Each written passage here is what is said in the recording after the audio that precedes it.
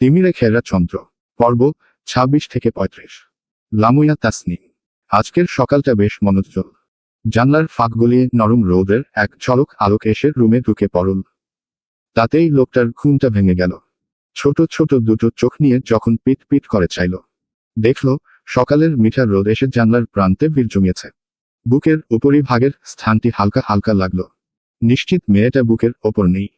গেল কই তাহলে? সমগ্র রুমটাতে ধূর্তমান দৃষ্টিজোড়া ঘুরিয়ে ঘুরিয়ে খুঁজল। তাকে কোথাও পাওয়া গেল না। লোকটার উদ্বিগ্নচিত্ত বিচলিত মুখোজ, বুকটাতে চিনচিন ব্যথার প্রলেপ। তড়িৎ বিছানা ছাড়লেন তিনি। মেয়েটাকে পাওয়া গেল গিয়ে ঠিক সফেদ সাদা পর্দার আড়ালে। গুটিসুটি মেরে লুকিয়েছে, যেন সে চুরি করেছে। মুখটা লজ্জায় লালচে এক ভাব। গায়ে গাঢ় খয়েরি রঙের একটা শাড়ি, ফর্সা শরীরে বেশ মানিয়েছে। লোকটার চোখের পলক যেন পড়ে না। ওকে টেনে এনে আয়নার সামনে দাঁড় করিয়ে দিল। ওর নগ্ন পিঠে নাক ঘষতে ঘষতে বলল, লুকিয়েছ কেন পাখি? চন্দ্র জবাব দেয় না। তার পুরুষালী স্পর্শে শরীর শিরশির করছে। সেখানে জবাব আসে কি করে? লোকটা আবার বলল, লজ্জা পাচ্ছ? চন্দ্রের সত্যি সত্যি রাতের কথা মনে আসতেই এবার লজ্জায় গাল দুটি রক্তিম হয়ে এল। লোকটার কাছে সেই মুখটা ভীষণ ভালো লাগলো। বলল, কি নেশা লাগিয়ে দিয়েছ আমায়? ও আমার চন্দ্র দেশের চন্দ্রানী, সারাক্ষণ তোমাতে মগ্ন থাকতে ইচ্ছে করে। নিশ্চয়ই ব্ল্যাকম্যাজিক করেছ, জাদুকরি কন্যা। বলো সেই জাদুর নাম কি? খুব আমিও জানতে চাই। তোমাকে সেই জাদু করতে চাই, যাতে জওয়ান শেখের নাম তুমি শয়নের স্বপনে এবং পৃথিবীর সর্ব জায়গায় বসে মনে রাখো। চন্দ্র ভীষণ দুশ্চিন্তার অভ্যন্তরে পড়ে গেল। সে কখন জাদু করল? ওর ভাবুকের মাঝে লোকটার শক্তপোক্ত হাতজোড়া চলে যায় সারি ভেদ করে তার মসৃণ নদ্রে। একদম বুকের সঙ্গে মিশিয়ে দাঁড়িয়েছে। চন্দ্র ঈষৎ নরল। লোকটা ওকে গম্ভীর চিবুকে ছোট্ট করে একটা ধমক ছুড়ল। নড়ছ কেন পাখি? চন্দ্র সামান্য ভয় পেল। সে আর নরল না। যেই রাগী লোক, কখন না আবার দুটো ধমক ছুঁড়ে বসে। সে ওভাবেই লোকটার বুকের সঙ্গে লেপ্টে রইল। লোকটার ভালো লাগলো ওর অনুগত্য দেখে। সে ওকে একটু স্পর্শ করল। পুরুষের স্পর্শে চন্দ্র লজ্জাবতী গাছের পাতার মতন নেতিয়ে গেল। লোকটা ওর কাঁধে থুতনিটা রাখল। ছোট করে দুটো চুমু খেল। চন্দ্র কেঁপে কেঁপে উঠল। লোকটা অতটুকু দেখল, বেশ মজাও পেল। ফিসফিস করে কর্ণধারে গিয়ে বলল, রাতে আদর কম পড়ে গেছে পাখি, আরেকটু হবে নাকি? চন্দ্র সঙ্গে সঙ্গে আতঙ্কিত হয়ে উঠল। স্বল্প লজ্জাও পেল। তাৎক্ষণিক সে কোমল দুহাতে মুখটা ঢেকে ফেলল। লোকটা ওর লাজুক লাজুক মুখটা দেখে ঠোঁট টিপে হাসে। বলে, বাব্বাহ, এখনো এত লজ্জা? তাহলে গতকাল রাতে আমি কি করলাম? একটুও লজ্জা ভাঙাতে পারলাম না।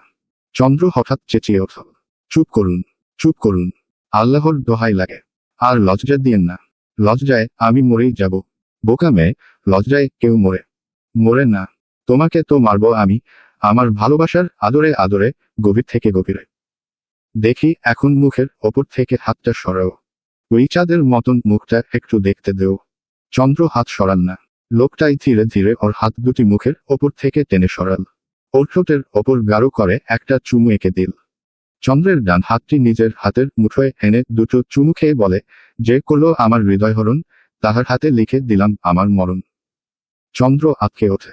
সসব্যস্ত সে লোকটার মুখটার দিকে চাইল। লোকটা হাসে। সেই সঙ্গে হাসে তার ছোট ছোট চোখ দুটো। চন্দ্র মুখটা মলিন করে নেয়। কেন জানি লোকটার কথাটা তার পছন্দ হয়নি। মনে ধরেনি। তার হাতে কেন উনার মরণ লিখে দিতে হবে? সে বলে, এসব কি বলেন? আর কখনো এসব বলবেন না। লোকটা বাদামি রঙের দৃষ্টিজোড়া ওর সুশ্রী মুখটার ওপর নিবন্ধ করে জানতে চাইল, ভালোবেসে ফেলেছ নাকি আমায় পাখি? চন্দ্র জবাব দেয় না। লোকটা ওর নীরবতা হাত ধরে নেয়। ওকে কোলে বসিয়ে ডাকে, পাখি। চন্দ্র জবাব দেয়, খুব। ইসস, কি ফিলিংস রে, পুরা কলিজায় গিয়ে লেগেছে পাখি। শেষ করেই বক্ষপটের গভীর অভ্যন্তর থেকে তপ্ত একটা শ্বাস টেনে ফেলল। বলল, ভালোবাসি লক্ষ্মীটি, তুমি আমার অন্তর শান্ত করে দিয়েছ। চন্দ্র চিবুক গোলদেশের সঙ্গে মিহিয়ে রাখে। নিচু বদনে সে লাজুক হাসে। সেই হাসি লোকটার তীক্ষ্ণ দৃষ্টিজোড়া থেকে এড়ায় না। লোকটারও ভালো লাগে। কেন জানি ওই হাসিটা সকল ক্লান্তি দূর করে দেয়। বিকালে তাদের ঘুরতে যাওয়ার কথা থাকলেও বিকালে তারা ঘুরতে বের হতে পারেনি। তার আগেই বলবান লোকটার একটা জরুরি কাজ চলে আসে। আজই সেখানে যেতে হবে। জওয়ান শেখ মনার মাকে ফোন করে। বলে, সকাল সকাল যেন সে কোটবাড়ি থাকে। রাতেই লোকটা চন্দ্রকে নিয়ে রওনা হয়। সকাল সকাল চন্দ্রকে কোটবাড়ি নামিয়ে দিয়ে লোকটা আবার বের হয়। যাওয়ার আগে লোকটা ওর কপালের মাঝামাঝিতে একটা চুমু এঁকে দিল। বলল, রাতে দেখা হচ্ছে, লক্ষ্মীটি। নিজের যত্ন নিও। কোন রকম সমস্যা হলে মনার মায়ের ফোন দিয়ে আমায় ফোন করো। আমাকে শুধু আজকের দিনটা সময় দেও। এরপরে তোমার যা যা লাগবে সব এনে দিব। চন্দ্র বলে, আমার সব আছে। নতুন করে আর কিছু লাগবে না। লোকটা ঠোঁট দুটি কামড়ে দুষ্টুমি করে হেসে দিল। জিজ্ঞেস করল, আমায়ও লাগবে না। চন্দ্র সঙ্গে সঙ্গে লোকটার সুগভীর সূচের মতন ধারালো চোখ দুটোর দিকে তাকালো। দেখল, লোকটার চোখের অপ্রকাশিত নীরব ভাষাগুলি সে বুঝে না। কেমন কঠিন কঠিন মনে হয় তার কাছে। যেন সে এমন রহস্যময়ী দুটো চোখ আগে দেখেনি। সে তার নরম চোখের দৃষ্টিজোড়া নামিয়ে নেয় এবং তৎপর লোকটাকে বলে, আপনি সাবধানে গাড়ি চালাবেন। ব্যাস এতটুকু বলেই রিকশায় উঠে বসল। তাতেই লোকটার হৃদয় স্পর্শ করল। ভালো লাগলো। লোকটা গাড়ির কাচের জানলাটি দিয়ে ওর দিকে তাকিয়ে রইল।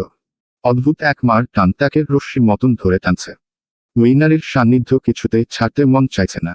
মনার মা বলে, বাবা মেয়েটা একটু লাজুক, তাই হয়তো তোমার সঙ্গে এত তাড়াতাড়ি খাপ খাইয়ে নিতে পারছে না। একটু সময় দেও, ধীরে ধীরে সব বুঝে যাবে।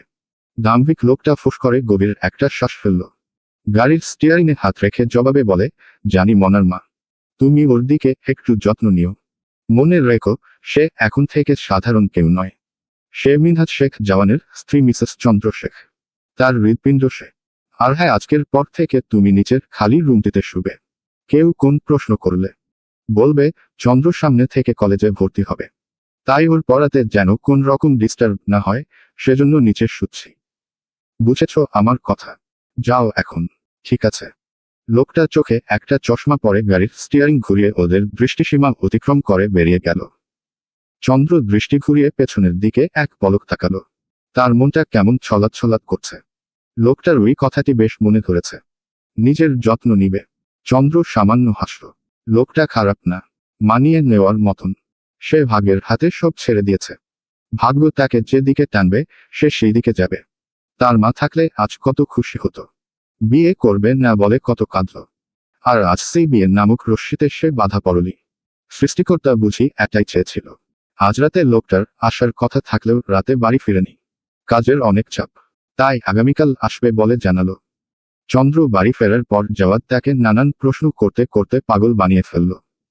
এই যেমন, কোথায় ছিলে, কি করছিলে, তুমি জানো তোমাকে আমি কত মিস করেছি। আমি মনার মাকে ফোন করেছিলাম, সে ধরেনি, তুমিও ধরনি, ইত্যাদি ইত্যাদি। সেই সঙ্গে ইলা ভাবি ভাবি ডাকতে ডাকতে মুখের ফেনা তুলে ফেলল। রাতে কি হলো সেসব জানতে জানতে মুখ ব্যথা করল। চন্দ্র লজ্জায় কিছু বলেনি।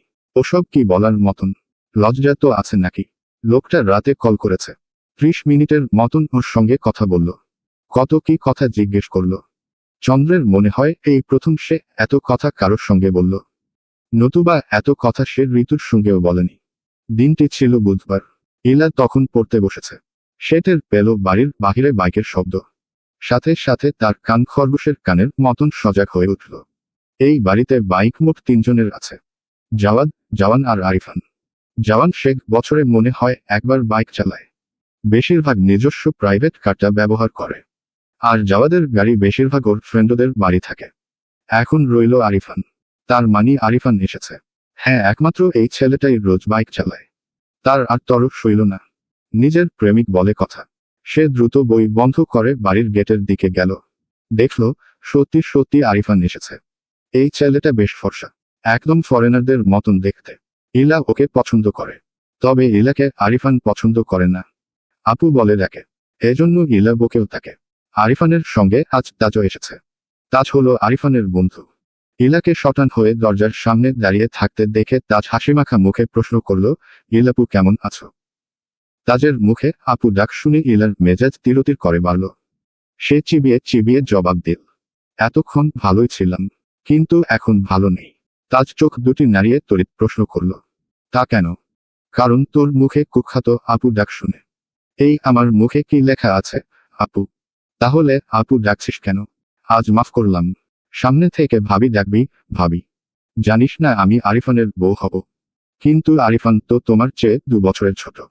তাতে কি? ভালোবাসার কোন বয়স লাগে না, জানিস না? সর এখন। আমার বরটাকে একটু মন ভরে দেখতে দে। কতকাল দেখি না। ওদের কথার মধ্যে আরিফান বাইক পার্কিং স্পটে পার্ক করে বাড়ির ভেতরে ঢুকছিল। তখনই ইলার সঙ্গে তাজকে সে কথা বলতে দেখল। বাসার ভিতরে টুকতে টুকতে জিজ্ঞেস করলো, কেমন আছো ইলাপু? ইলা মুখটা বিকৃত করে উত্তর দিল, করলার মতন। বলেই ইলা চোখ খিচাল। আরিফান বেশ ঠান্ডা প্রকৃতির মানুষ, সহজে রাগে না। ইলার রাগ দেখে সেও পাল্টা রাগ দেখাতে গেল না। মেয়েটা একটু সরল, তবে ভালো। আরিফানের চোখে চিকন ফ্রেমের চশমা, চুলগুলি বেশ কোকড়া। সে সোফায় গা হেলিয়ে দিতে দিতে বলে, আহা, রাগ করছো কেন?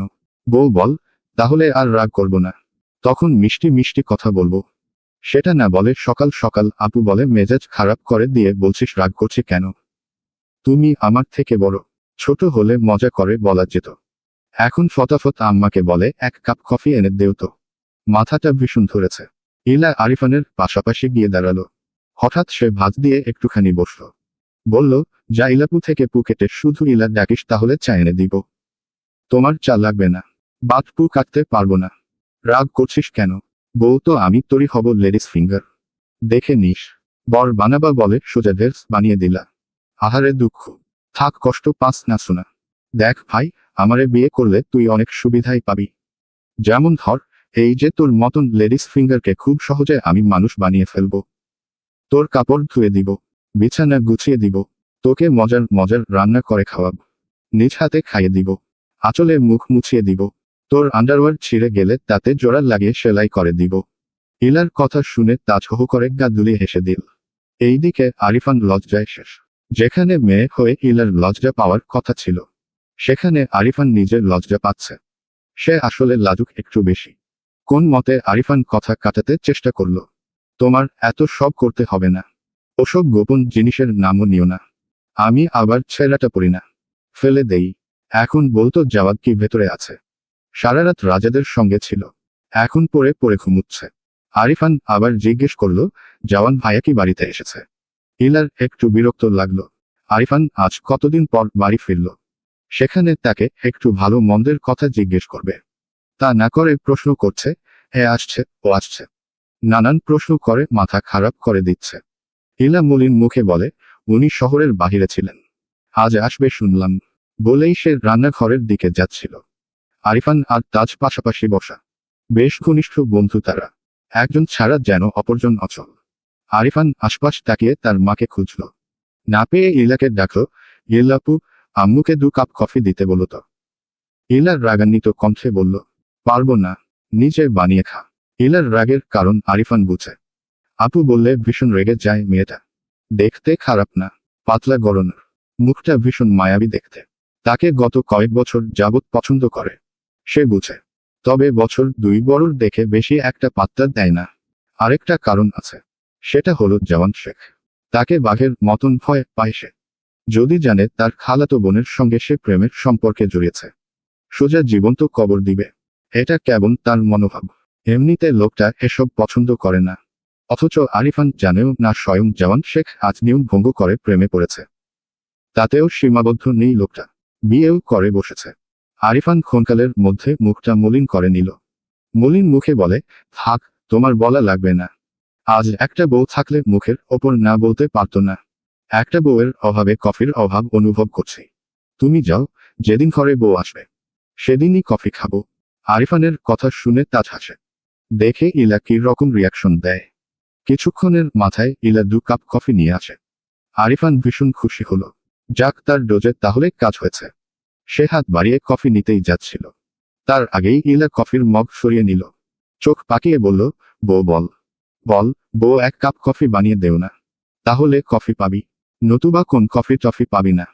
আরিফান মুখটা ক্ষণকালের মধ্যে কাদো কাদো করে নিল। বলতেই হবে, আলবাত বলতে হবে। তাজ বলে, ইলাপু ওর কথা বাদ দেও তো, আমি তোমাকে বলছি, বউ 1 কাপ কফি দেও। ইলা গরম কফির মগ দিয়ে তাজের ঠোঁটে ছোট করে একটা সেকা দিল। তাজ আহ করে আত্মচিৎকার দিয়ে উঠল। ইলা তাতেও দমল না, চোখজোড়া পাকিয়ে বলে, ফাজিল, তোরে বলতে বলছি। আর বারবার ইলাপু ইলাপু কি? ভাবি বল, ভাবি। যা, তুই কফি পাবি না, মনটাই ভেঙে দিছস, এই জন্য সেকা দিবা। ভাগ্যিস তোর মাথায় ঢালি নাই। তাজ আরিফানকে বোঝায়, ভাই একবার বউ বলে দে। ঝামেলা চুকে গেল। কফি খাওয়াতে এনে ব্যাটা শেকা খাওয়াচ্ছিস। এমন শেকা তো আমার একশো দেয়নি। তোর কোনোদিন বিয়ে হবে না মনে রাখিস। বলতে বলতে তাজ উঠে যাচ্ছিল। তখনই সিঁড়ি থেকে ঝুনঝুন করে নূপুরের শব্দের আওয়াজ পাওয়া গেল। তাজসহ আরিফান অবাক নেত্রে সিঁড়ির দিকে চাইল। দেখল এক অরূপ সৌন্দর্যের অধিকারিণী এক মানবীকে, যার সুন্দর মুখটা ফুটন্ত কলির মতন ফুটে আছে। মাথায় ওনার সুন্দর করে পেঁচানো, শরীরে সুন্নতি পোশাক, মুখ যতটুকু দেখা যাচ্ছে তাতেই শেষ। ধপ করে সোফায় বসে পড়ল। সে আরিফানের দিকে বিস্মিত চোখে তাকালো। ভাই এমন জীবন্ত ফুল তোদের বাড়িতে কি করছে? ও বুঝে গেছি এটাই তাহলে আমার সারপ্রাইজ ছিল। সারপ্রাইজ দারুণ ছিল। আমি প্রেমে পড়ে গেছি ভাই। জলদি কাজে দেখ, এক্ষুনি বিয়ে করব। আর তরস সইছে না। আরিফানের কানে তাজের কথা ঢুকল না। সে বিমোহিত বিমুগ্ধ নয়নে তাকিয়ে থাকে সিঁড়ির দিকে। জীবনে কত নারী দেখল, বাট এটা কি ছিল? কে এই মেয়ে? ইলার হিংসে হলো তার সামনে পাঠার মতন দেখতে দুটো ষাঁড় যেভাবে চন্দ্রের দিকে তাকিয়ে আছে, তাতে ঈশান্বিত না হয়ে উপায় আছে। জীবনে যেন কোন নারী লোক দেখেনি। হ্যাঁ মানছে চন্দ্র সুন্দরী এক ললনা, তাই বলে তাকাতেই হবে। চোখের পর্দা নাই কোন। সে আরিফানের কনিষ্ঠ আঙুল গরম কফির মধ্যে চুবিয়ে ধরল। সঙ্গে সঙ্গে আরিফান চিৎকার করে লাফিয়ে উঠল। আহ, এটা কি করলে তুমি? ইলা চোখ পাকিয়ে বলে, যার দিকে চোখ দুটো তুলে তাকিয়েছ না, সে হলো জ্বলন্ত এক আগুন। তার তেজও অনেক। খবরদার ভুলেও ওই দিকে তাকিও না, তাহলে মৃত্যু সুনিশ্চিত। মানে? প্রশ্ন করল তাজ। ওটা জওয়ান শেখের ব্যক্তিগত সম্পত্তি। তাকালেও সোজা কথা চোখ তুলে ফেলবে। ভায়া কেমন, তার সম্পর্কে নতুন করে আশা করি আইডিয়া দিতে হবে না। এখন চুপচাপ দুজনে কফি খেয়ে আমাকে উদ্ধার করো। শেষ করেই আরিফানের উদ্দেশ্যে বলল, আর এই যে লেডিস ফিঙ্গার, নেক্সট টাইম তুমি যদি আমাকে ইলাপু বলো না। বাথরুমের মধ্যে 3 দিন 3 রাত তোমাকে ঝুলিয়ে রাখবো। আরিফান মুখটা ছোট করে নিল। তাহলে কি বলে ডাকবো? বউ বলবি, বউ। বলেই ইলা চলে গেল। ইলা চলে যেতেই তাজ আরিফানকে জিজ্ঞেস করল, ওই মেয়েটাকে আগে কখনো দেখেছিস? আরিফান না বোধকে মাথা ঝাঁকিয়ে বলে, না, আজ প্রথম দেখলাম। যেহেতু ওটা জওয়ান ভাইয়ার, তাই না তাকানোই উচিত। কারণ ওনার একটা টিস্যুও কেউ ব্যবহার করতে পারে না, একমাত্র জওয়াদ ছাড়া। বেশ দাপুটে লোক। চোখ দুটি ভালো করে দেখিস। সূচের চেয়েও ধারালো। ক্রিমিনাল চেনার চোখ বলে কথা। তাজ ফুস করে শ্বাস পেলে। সৌন্দর্যে চোখ ফিরিয়ে নিতে পারি না। চুম্বকের মতন টানে। সুন্দরে কাটাও থাকে বেশি। সত্যি করে বলবি, মেয়েটাকে তোর ভালো লাগেনি? লেগেছে। আর এটা খুব স্বাভাবিক। সুন্দর কিছু দেখলে আমাদের ভালো লাগবেই। বাট প্রসঙ্গ এখানে ভিন্ন। কারণ জওয়ান শেখুই ফুলের যেহেতু মালিক, তাই ওইদিকে তাকানোটাও নিজের মৃত্যুকে সরাসরি আলিঙ্গন করা। ভাইয়া রেগে গেলে কতটা হিংস্র, পাশবিক হয় তা ভাবতেও পারবি না। তাজ আর কথা বাড়ালো না। তবে তার দৃষ্টি নড়ছেই না। এত সুন্দরও নারী হয়। গতকাল রাত্রে অরিত্রাণ জেল থেকে বাসায় ফিরেছে। এ নিয়ে বেশ টেনশনে আছে মনার মা। সামিন শেখ বাড়ি নেই। জওয়ান শেখও নেই। আজ রাতে আসার কথা। তার আসার আগে যদি কোন এক অঘটন ঘটে বসে, তখন সুন্দরী মেয়ে নিয়েও সে এক ঝামেলার মধ্যে পড়ে গেছে। বাড়িতে বসেও নিরাপদ নয়। সে চন্দ্রকে বারবার করে বারণ করে দিল, আজ আর রুম থেকে যেন ভুলেও বের না হয়। নরপশুটা জেল থেকে বেরিয়ে এসেছে। নিশ্চয়ই এবার আবার সেই আগের কাজ পুনরাবৃত্তি করবে। চন্দ্র মনার মায়ের কথা শুনল। সারাদিন আর ঘর থেকে বের হয়নি। তবে একটা প্রবাদ আছে না, যেখানে বাঘের ভয় সেখানে সন্ধ্যা হয়। প্রবাদটি বোধ হয়ে চন্দ্রের ক্ষেত্রে মিলল। সে তখন বাথরুম থেকে অজু করে বের হয়েছে। ছাদে টের পেল কেউ একজন ধূমপান করছে। তিক্ত সিগারেটের গন্ধে টিকা যাচ্ছে না। সে গেল খোলা দরজাটা আটকাতে। সন্ধ্যার আজান পড়েছে। নামাজও পড়তে হবে। আবার এখন দরজা না আটকালে ঘরে মশা ঢুকবে। মনার মা নিচে গেছে। দরজার আটকাতে গিয়ে সে দেখল লম্বা একজন শ্যামবর্ণের পুরুষ দরজার সঙ্গে ঠেস দিয়ে দাঁড়িয়ে দাঁড়িয়ে সিগারেট ফুঁকছে।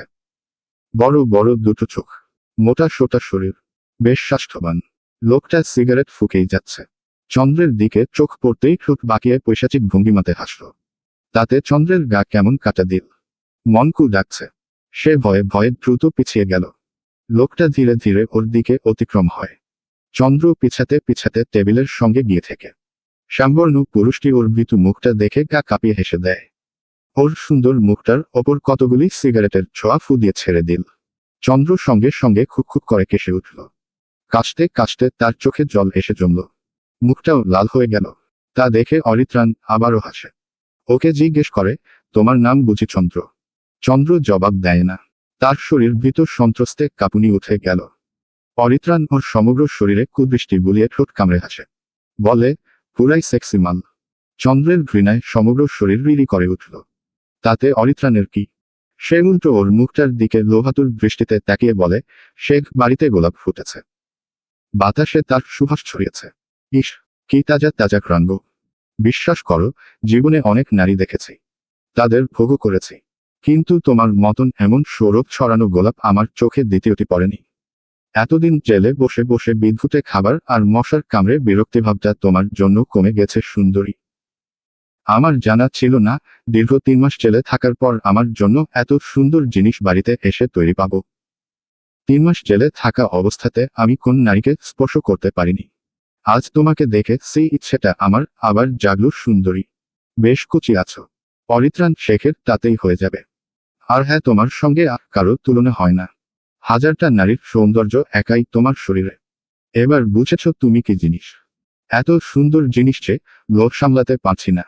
জনক জননীকে একটা ধন্যবাদ দিতে ইচ্ছে হয়। না বললে তো জানতাই না আমার বিয়ের জন্য এত সুন্দর পাত্রী রেডি আছে। তোমাকে এখন ছুব না, বিয়ের পরে তার টেস্ট নিব। কথায় আছে না, সবুরে মেওয়া ফলে। বললেই অরিত্রাণ আবারও হেসে ওঠে। অরিত্রাণের প্রতিটা হাসিতে চন্দ্রের বুকটা ধুকধুক করে কেঁপে ওঠে। সে ভয়ে আতঙ্কে মুখ দিয়ে শব্দ বের করতে পারে না। এতদিন এই লোকটার নাম শুনে এসেছে, কুরকুমু শুনেছে, কিন্তু দেখা হয়নি। আজ সচক্ষে দেখে নিল। অরিত্রাণ ওর হাতটা স্পর্শ করতে যাচ্ছিল। চন্দ্রের মুখ ভয়ে আতঙ্কে ঘামে লেপ্টে রইল। সে কাঁপছে। অরিত্রাণের হাত চন্দ্রের কাছাকাছি আসতেই খোলা দরজার সামনে থেকে একটি গম্ভীর গলা তাৎক্ষণিক শোনা গেল। তুমি কি এত দ্রুত নিজের হাত হারাতে চাও? পরিচিত কণ্ঠস্বর শুনে চন্দ্র শশব্যস্ত পিছু ঘুরল। সেই সঙ্গে অরিত্রাণও দেখল সুস্বাস্থ্যের অধিকারী একজন সুবিশাল দেহের সুপুরুষকে। ধীরে ধীরে বলবান লোকটা চন্দ্রের পাশে এসে দাঁড়ায়। অরিত্রাণ তখনও চন্দ্রের পথরোধ করা থেকে সরেনি।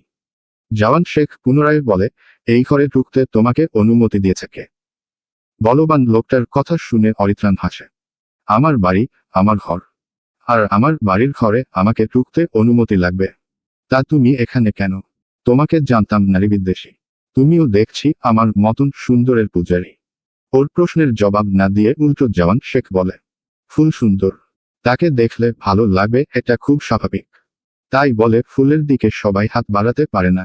ফুলে থাকে বিষাক্ত কাঁটা, যা যাতে ফুটে যেতে পারে। একমাত্র সেই ফুলের মালিক ছুতে পারে। বুঝেছ আমার কথা? কথাটা বলেই বলিষ্ঠ দেহের লোকটা চন্দ্রকে টেনে নিজের কাছে নিয়ে এল। চন্দ্রের ডান হাতটি তার হাতের মুঠোয় নিয়ে আসে। ওই দৃশ্যটুকু দেখে অরিত্রাণ গা দুলিয়ে হাসে। তোমার কথায় বেশ মজা পেয়েছি। তবে এই ফুলের মালিক আমি, তুমি না। কথাটা কানে ঢোকার সঙ্গে সঙ্গে চন্দ্রের হাত ছেড়ে জওয়ান অরিত্রাণের শার্টের কলারটা সজোরে চেপে ধরল। দ্বিতীয়বার এই কথাটি তোমার মুখে উচ্চারণ হলে জিভ টেনে ছিঁড়ে নিব। অরিত্রাণ হাসে, বলে, এত রাগ তোমার? একটু সম্মান অন্তত করো। তোমার 3 মাসের বড় আমি। বলবান লোকটার রাগের প্রবল্য আধিক্যে কাঁপে।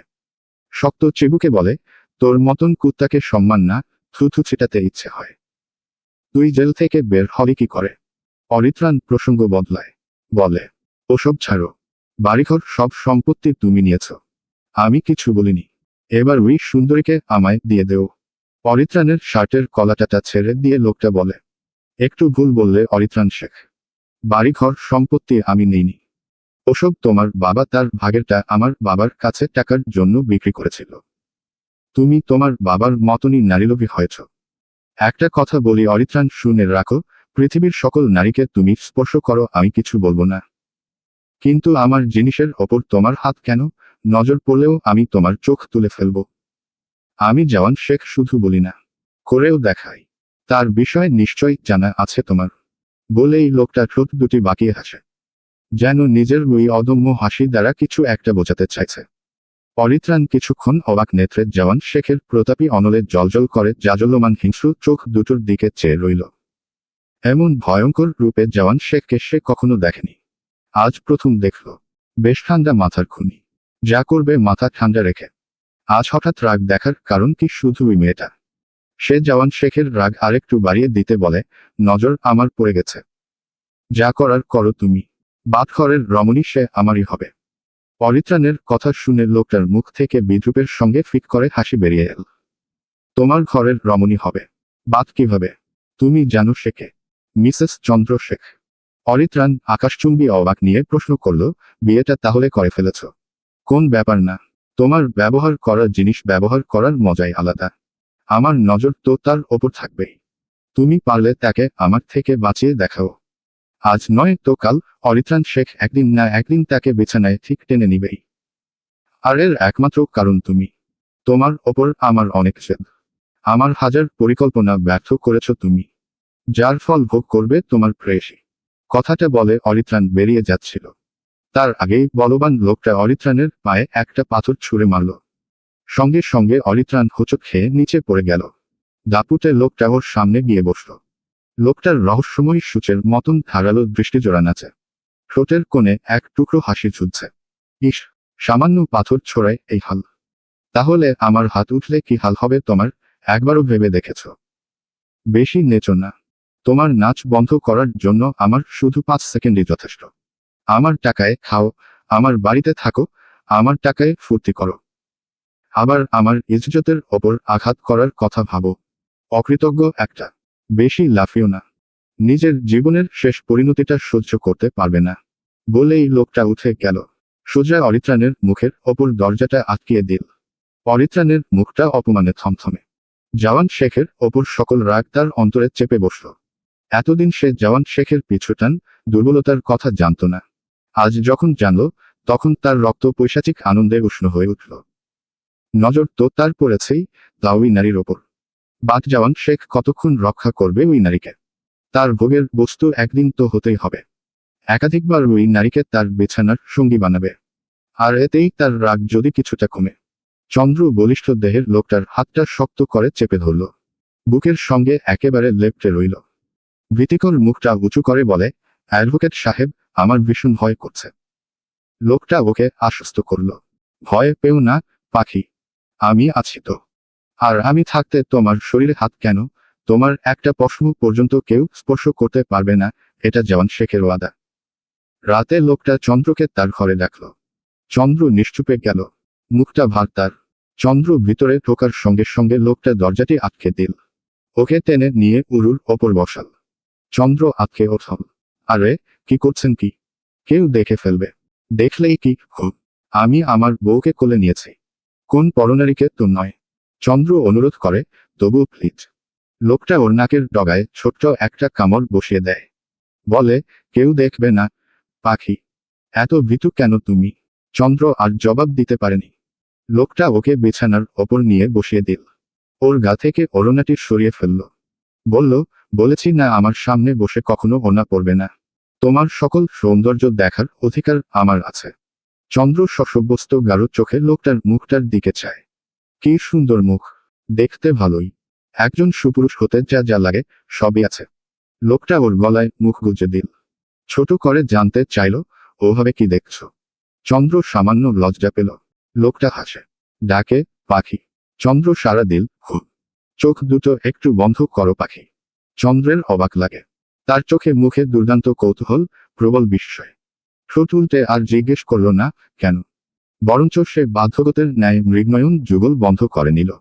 লোকটা ওর হাতে একটা বক্স ধরিয়ে দিল। চন্দ্র সঙ্গে সঙ্গে চমকায়। দৃষ্টিজোড়া তড়িৎ খুলে ফেলল। দেখল, একটা মোবাইল ফোন। বেশ দামি। সে সঙ্গে সঙ্গে নাকচ করে দিল। আপত্তি জানিয়ে বলল, এসব আমার লাগবে না। এত দামি ফোন আমি চালাতে পারবো না। লোকটা ওর জবাব শুনতে চায়নি। ওর হাতে কাগজের এক ঠোঙ্গা ধরিয়ে দিয়ে বলল, এত কথা শুনতে চেয়েছি। লাগবে না লাগবে সেটা আমি বুঝল। আপাতত বাদামগুলি খোসা ছাড়িয়ে খেতে থাকো। চন্দ্রের হুট করে লোকটাকে ভালো লাগতে শুরু করল। সে নীরবে হাসে। দেখে গাঢ় চোখের লোকটার সুশ্রী মুখটা। নিঃসন্দেহে তরতাজা সুদর্শন এক সুপুরুষ। সে খুঁটিয়ে খুঁটিয়ে দেখে। কিছুক্ষণ পর নীরবে দৃষ্টি নামিয়ে নেয়। ধীরে ধীরে বাদামের খোসা ছাড়ায়, আর মুখে ভরতে থাকে। লোকটা ততক্ষণে ফোনটি খুলে ওর হাতে দেয়। সে দেখে কমলা রঙের একটা ফোন। লোকটা ওকে বলে, বাজারে এটা নতুন এসেছে, আইফোন 17 প্রো ম্যাক্স। পছন্দ হয়েছে তোমার? চন্দ্র হ্যাঁ না কিছু বলল না।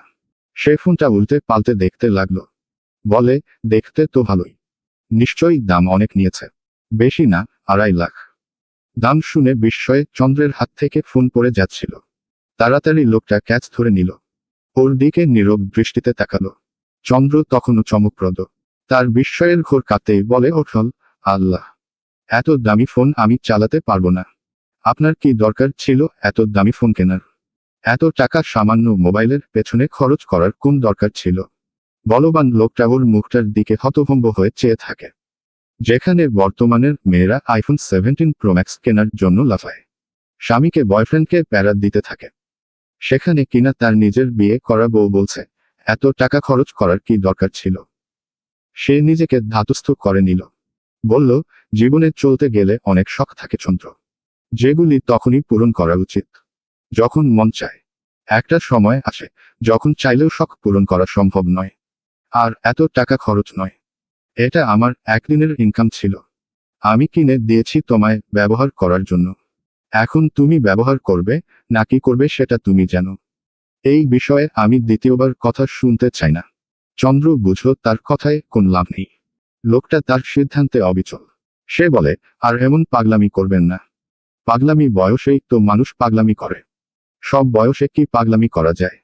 এখন পাগলামি মাতলামি করার বয়স। আমি সেই বয়স বৃথা যেতে দিতে পারি না। নিজেকে একটু রোমান্টিক বানাও পাখি। সারাদিন মুখটা এমন করে রাখো যেন তুমি এক দুঃখী জননী। বলেই লোকটা সশব্দে হেসে দিল। ওকে টেনে নিজের চওড়া বুকটার ভেতরে আনলো। বলল, এই পাখি, তুমি ম্যাচুয়ার আছো ঠিকই, বাট এত হিসাব করতে যাও কেন? হিসেব করার জন্য আমি আছি তো। যা লাগবে শুধু বলবে, হাজির করার ব্যবস্থা আমি করব। আমার অতিরিক্ত খরচ করতে ভালো লাগে না। তুমি জানো তোমার মতন মেয়েদের কত শখ থাকে, বায়না থাকে। চন্দ্রের বলতে মন চাইল, আমারও শখ ছিল, আহ্লাদ ছিল, অ্যাডভোকেট সাহেব। আমার আম্মা যেদিন মারা গেছে, ওই দিন থেকে আমার যাবতীয় শখ ইচ্ছা সব মরে গেছে। সে মুখে বলে, সবার ইচ্ছে মন মানসিকতা এক রকম হয় না অ্যাডভোকেট সাহেব। যেখানে আর 5টা মেয়ে যেভাবে শৈশব থেকে কৈশোরে পদার্পণ করেছে, আমার শৈশব কৈশোর তেমনটা ছিল না। মানুষের সৌন্দর্য আসে আশীর্বাদ হয়ে, আর আমার সৌন্দর্য এসেছে আমার জীবনে অভিশাপ হয়ে। যেই অভিশাপের কারণে ছোট থেকে আর 5টা বাচ্চার মতন আমি খেলেধুলে স্বাভাবিকভাবে বড় হতে পারিনি। আমি ঘর বন্দির মতন জীবন কাটিয়েছি। সেখানে এত কিছু আশা করা নেহাত বোকামি। বলতে পারেন কেন এত সুন্দর হতে গেলাম? একটু কালি ঘষে দিন না আমার মুখে। আমি আর এসব নিতে পারছি না। যেখানে যাই সেইখানেই এই সৌন্দর্যের জন্য বিপদে পড়তে হয়। আমি সবার মতন স্বাধীনভাবে বাঁচতে চাই অ্যাডভোকেট সাহেব। আমি চাই না আমার দিকে কেউ কুদৃষ্টিতে তাকাক। আমার ঘৃণা হয় শরীরে যেন পোকা বসে। আর নিতে পারি না। শরীরে পেট্রোল ঢেলে আগুন জ্বালিয়ে দিতে ইচ্ছে করে। কেন এমন সুন্দর হতে হলো আমাকে, কেন? কথাগুলি বলতে গিয়ে চন্দ্র ফুপিয়ে ফুপিয়ে কেঁদে উঠল। জওয়ান শেখ দেখল তার বুকটা ফাটছে। এই নারীর আহাজারি সে নিতে পারছে না। বুকটার ভেতরে আগুন জ্বলছে, তীব্র আগুন, যার জ্বলনি সে টের পাচ্ছে। যেই আগুনের উত্তাপ বুকটাকে পুড়িয়ে দিচ্ছে। লোকটা ওকে বুকের ভেতরে শশব্যস্ত শক্ত করে টুকিয়ে নিল, যেন বুকের একদম গভীরে টুকিয়ে ফেলতে চাইছে। ওর মাথায় ছোট করে একটা চুমু খেয়ে লোকটা বলে, তুমি অভিশপ্ত নও চন্দ্র। তুমি অভিশপ্ত নও। তোমার সৌন্দর্যও অভিশপ্ত নয়। তুমি আমার চাঁদ, আমার আসমানের চাঁদ, আমার জমিনের চাঁদ, আমার ঘরের প্রদীপশিখা। তুমি সেখানে নিজেকে অভিশপ্ত বলতে পারো না, কোনোদিনও পারো না। নেক্সট এসব কথা বলবে না, তাহলে মার খাবে, কঠিন মার। বুঝেছ মেয়ে? আপনি আমাকে মারতে পারবেন? চন্দ্র ঠোঁট ভেঙে প্রশ্নটি করল। লোকটা ওর প্রশ্নের জবাব দিল না। ওর কোমল ঠোঁট দুটি সযত্নে নিজের নিকোটিনে পোড়া অষ্টজোড়া দিয়ে আঁকড়ে নিল। বেশ খানিকটা পর ছেড়ে দিল। প্রথমে ওর কপোলদ্বয়, এরপরে ধীরে ধীরে সমগ্র মুখটাতে চুমু খেল। সর্বশেষে ঠোঁটের ওপর একটা চুমু এঁকে দিয়ে থামল। বলল, তোমাকে মারবো মানে শরীরে আঘাত দিয়ে মারবো বলিনি লক্ষ্মীটি। আমার রোমান্টিক অত্যাচারে বেশ কঠিন করে মারবো তোমায়, বুঝেছ পাখি? তুমি জওয়ান শেখের কলিজা, তার দেহের অর্ধাংশ। কখনো আর এরকম কথা বলবে না। তোমাকে আমি ফ্রিডম দিয়েছি, স্বাধীনভাবে চলতে পারবে তুমি। তোমাকে নিরাপত্তা দেওয়ার দায়িত্ব আমার। আমার জীবন থাকতে তোমার এক বিন্দু ক্ষতি অবধি আমি হতে দিব না। তুমি আমার পূর্ণিমার চাঁদ। আমার পূর্ণিমার চাঁদ, আমাকে কখনো ছেড়ে যেও না। আমার দুর্বলতা তুমি। তোমার মুখটা যখন দেখি আমার সকল ক্লান্তি দূর হয়ে যায় পাখি। বলেই লোকটা থামল।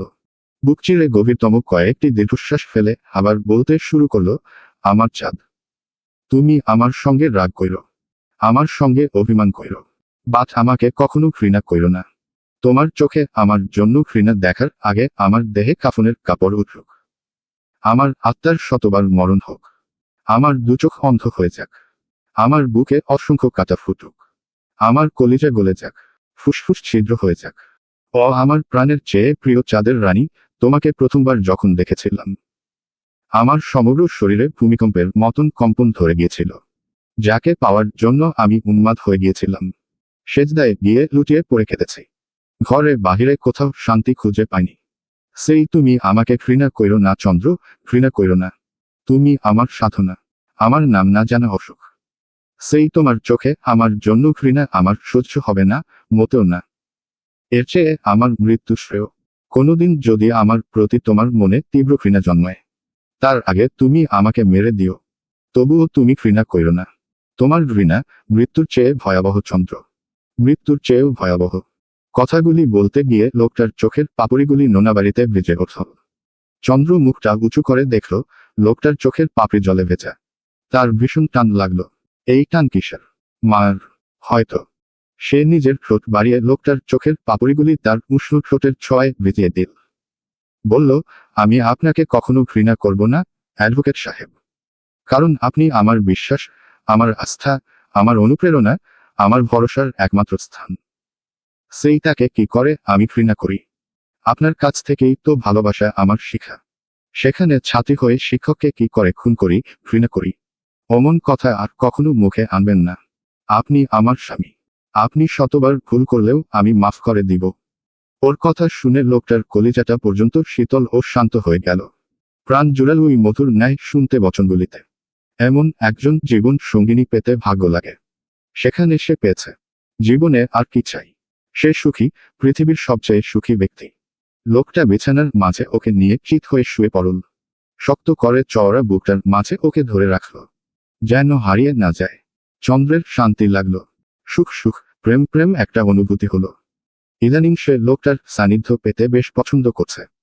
সে বুঝে গেছে লোকটার মার বন্ধনে, ভালোবাসার বন্ধনে সে আটকে গেছে। সে চায় না এই মার বন্ধন, ভালোবাসার বন্ধনে কখনো ফটল ধরুক। শেষ নিঃশ্বাসটা পর্যন্ত সে চেষ্টা করবে এই সম্পর্কটি ধরে রাখতে। কারণ স্বামী স্ত্রীর মতন এত সুন্দর মধুর সম্পর্ক পৃথিবীতে দ্বিতীয়টি নেই। সে লোকটার বুকের ভেতরে চুপচাপ শুয়ে থাকল। ওভাবে কেটে গেল সেকেন্ডে, মিনিট, অতপর ঘন্টা। লোকটা হঠাৎ ওর কর্ণপাতে গিয়ে বলে উঠল, সুখ সুখ প্রেমের ঘন্টা, চিনচিন করে আমার মনটা। ওগো আমার প্রেয়সিনী, হবে কি তুমি আমার মনের নারী? শেষ করেই ওর কোমল কানের লতির ওপর ছোট করে একটা চুমু খেল।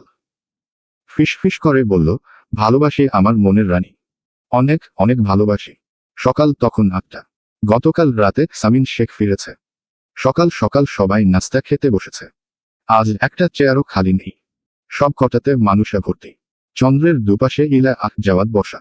জাওয়াদ খাওয়ার ফাঁকে ফাঁকে চন্দ্রের দিকে আচোখে তাকায়। মেয়েটা বেশ মনোযোগ দিয়ে খাবার খাচ্ছে, যেন এর চেয়ে গুরুত্বপূর্ণ কাজ আর দ্বিতীয়টি নেই। জওয়ান শেখ আবার চন্দ্রের মুখোমুখি বসা। এরপরে বসেছে সামিন শেখ, তার পাশে আরিফান। এর 2 চেয়ারের পর অরিত্রাণ বসা। ভাবখানা এমন যেন গতকাল কিছুই ঘটেনি। খাবার টেবিলে তেমন কোন কথাবার্তা নেই। সকলে চুপচাপ খাচ্ছে। কেবল চামচ নাড়ানোর শব্দ শোনা যায়। শাহনাজ আচোখে বাড়ির ছেলেগুলোকে একবার দেখল। এই জাওয়াদ লুকিয়ে লুকিয়ে চন্দ্রকে যে দেখছে সেটা বোঝাই যায়। জওয়ান শেখকেও খাওয়ার ফাঁকে ফাঁকে মেয়েটার দিকে তাকাতে দেখল। অরিত্রাণ সে কিছু একটা ভাবছে। বেশ গুরুতর মনে হয়। আরিফানকে মাঝে মধ্যে না তাকানোর মতন দেখল তাকাতে। শাহনাজ ফুস করে একটা শ্বাস ফেলল। কবে জানি এই মেয়েকে নিয়ে বাড়ির ছেলেদের মধ্যে রণক্ষেত্র শুরু হয়ে যায়। সামিন শেখের খাওয়া আপাতত শেষ। সে হাত মুছতে মুছতে চন্দ্রকে জিজ্ঞেস করল, শুনলাম তোমার নাকি এসএসসি রেজাল্ট দিয়েছে। গোল্ডেন A+ পেয়েছ? চন্দ্র মাথাটা নাড়িয়ে সম্মতি জানালো, জি। তা এখন কোন কলেজে ভর্তি হতে চাও? চন্দ্র জওয়ান শেখের দিকে আচোখে একবার চাইল। লোকটা আপাতত খেতে ব্যস্ত, তবে এ ব্যাপারে তাকে কিছুই জানায়নি। আজ বোধহয় কোর্টে যাবে। কোর্টের ইউনিফর্ম যে পরা। সে কিছুক্ষণ একটা ভাবল, পরক্ষণে বলে, কলেজ সম্পর্কে আমার কোন আইডিয়া নেই। সামিন শেখ চেয়ারে গা হেলিয়ে দিতে দিতে বলে, অসুবিধা নেই, তুমি মহিলা কলেজে ভর্তি হয়ে যাও। ওখানে নিরাপদ থাকবে বেশি, বিশেষ করে তোমার জন্য ভালো হবে। কেউ ডিস্টার্ব করবে না। তা কোন গ্রুপ নিয়ে পড়বে? সায়েন্স। ডাক্তার হওয়ার ইচ্ছে আছে নাকি তোমার? না। তাহলে আমি সায়েন্টিস্ট হব। আর জাওয়াদ ফট করে চন্দ্রের চলন্ত কথার মধ্যে বলে উঠল, তুমি মানুষের মন নিয়ে গবেষণা করবে নাকি? Good good. তাহলে সবার আগে আমার মনটা নিয়ে গবেষণা কইরো। অনেক অজানা তথ্য পাইলেও পেয়ে যেতে পারো। বলেই সে হো হো করে হেসে দিল। সামিন শেখ একটু বিরক্ত হলেন। তার নাতিটাও হয়েছে বিরক্তিকর একটা। এত বাচাল এই ছেলে। বড় হলেও তার দুষ্টুমিপনা কমেনি। এখনো যেন নিজেকে ছোট মনে করে। শাহনাজ জাওয়াদের মাথায় ছোট করে একটা টোকা বসাল। বেয়াদব, দেখছো না বড়রা কথা বলছে? চুপ থাক। জাওয়াদ মাথাটা ধরে চোখ মুখ খিচে পিছু ঘুরে বলে, উফ, আমার চন্দ্র কি বড়। সে তো আমার চেয়েও ছোট। তাহলে বড় হলো কি করে? আর আমি তো বড়ই হয়েছি, এখনো ছোট আছি। তুমি যেমন করে আমায় মারছো। আমার ভবিষ্যৎ বউ জানলে শাশুড়ি হিসেবে কখনো তোমাকে ক্ষমা করবে না। শাহনাজ জাওয়াদের কথা শুনে মুচকি হাসল। তোর মতন অলসকে কোন মেয়ে বিয়ে করবে? ঠেকা পড়ছে তো মেয়েদের। এই যে এই কথাটা একেবারে ভুল বললা আম্মা। বিয়ে সে কেন করতে যাবে? তাকে না আমি বিয়ে করব। আমি কিছু বলতে চাই। পরিত্রাণের কথাটি জাওয়াদকে থামিয়ে দিল। সামিন শেখ বলেন, নতুন করে আবার কি কথা বলতে চাও তুমি?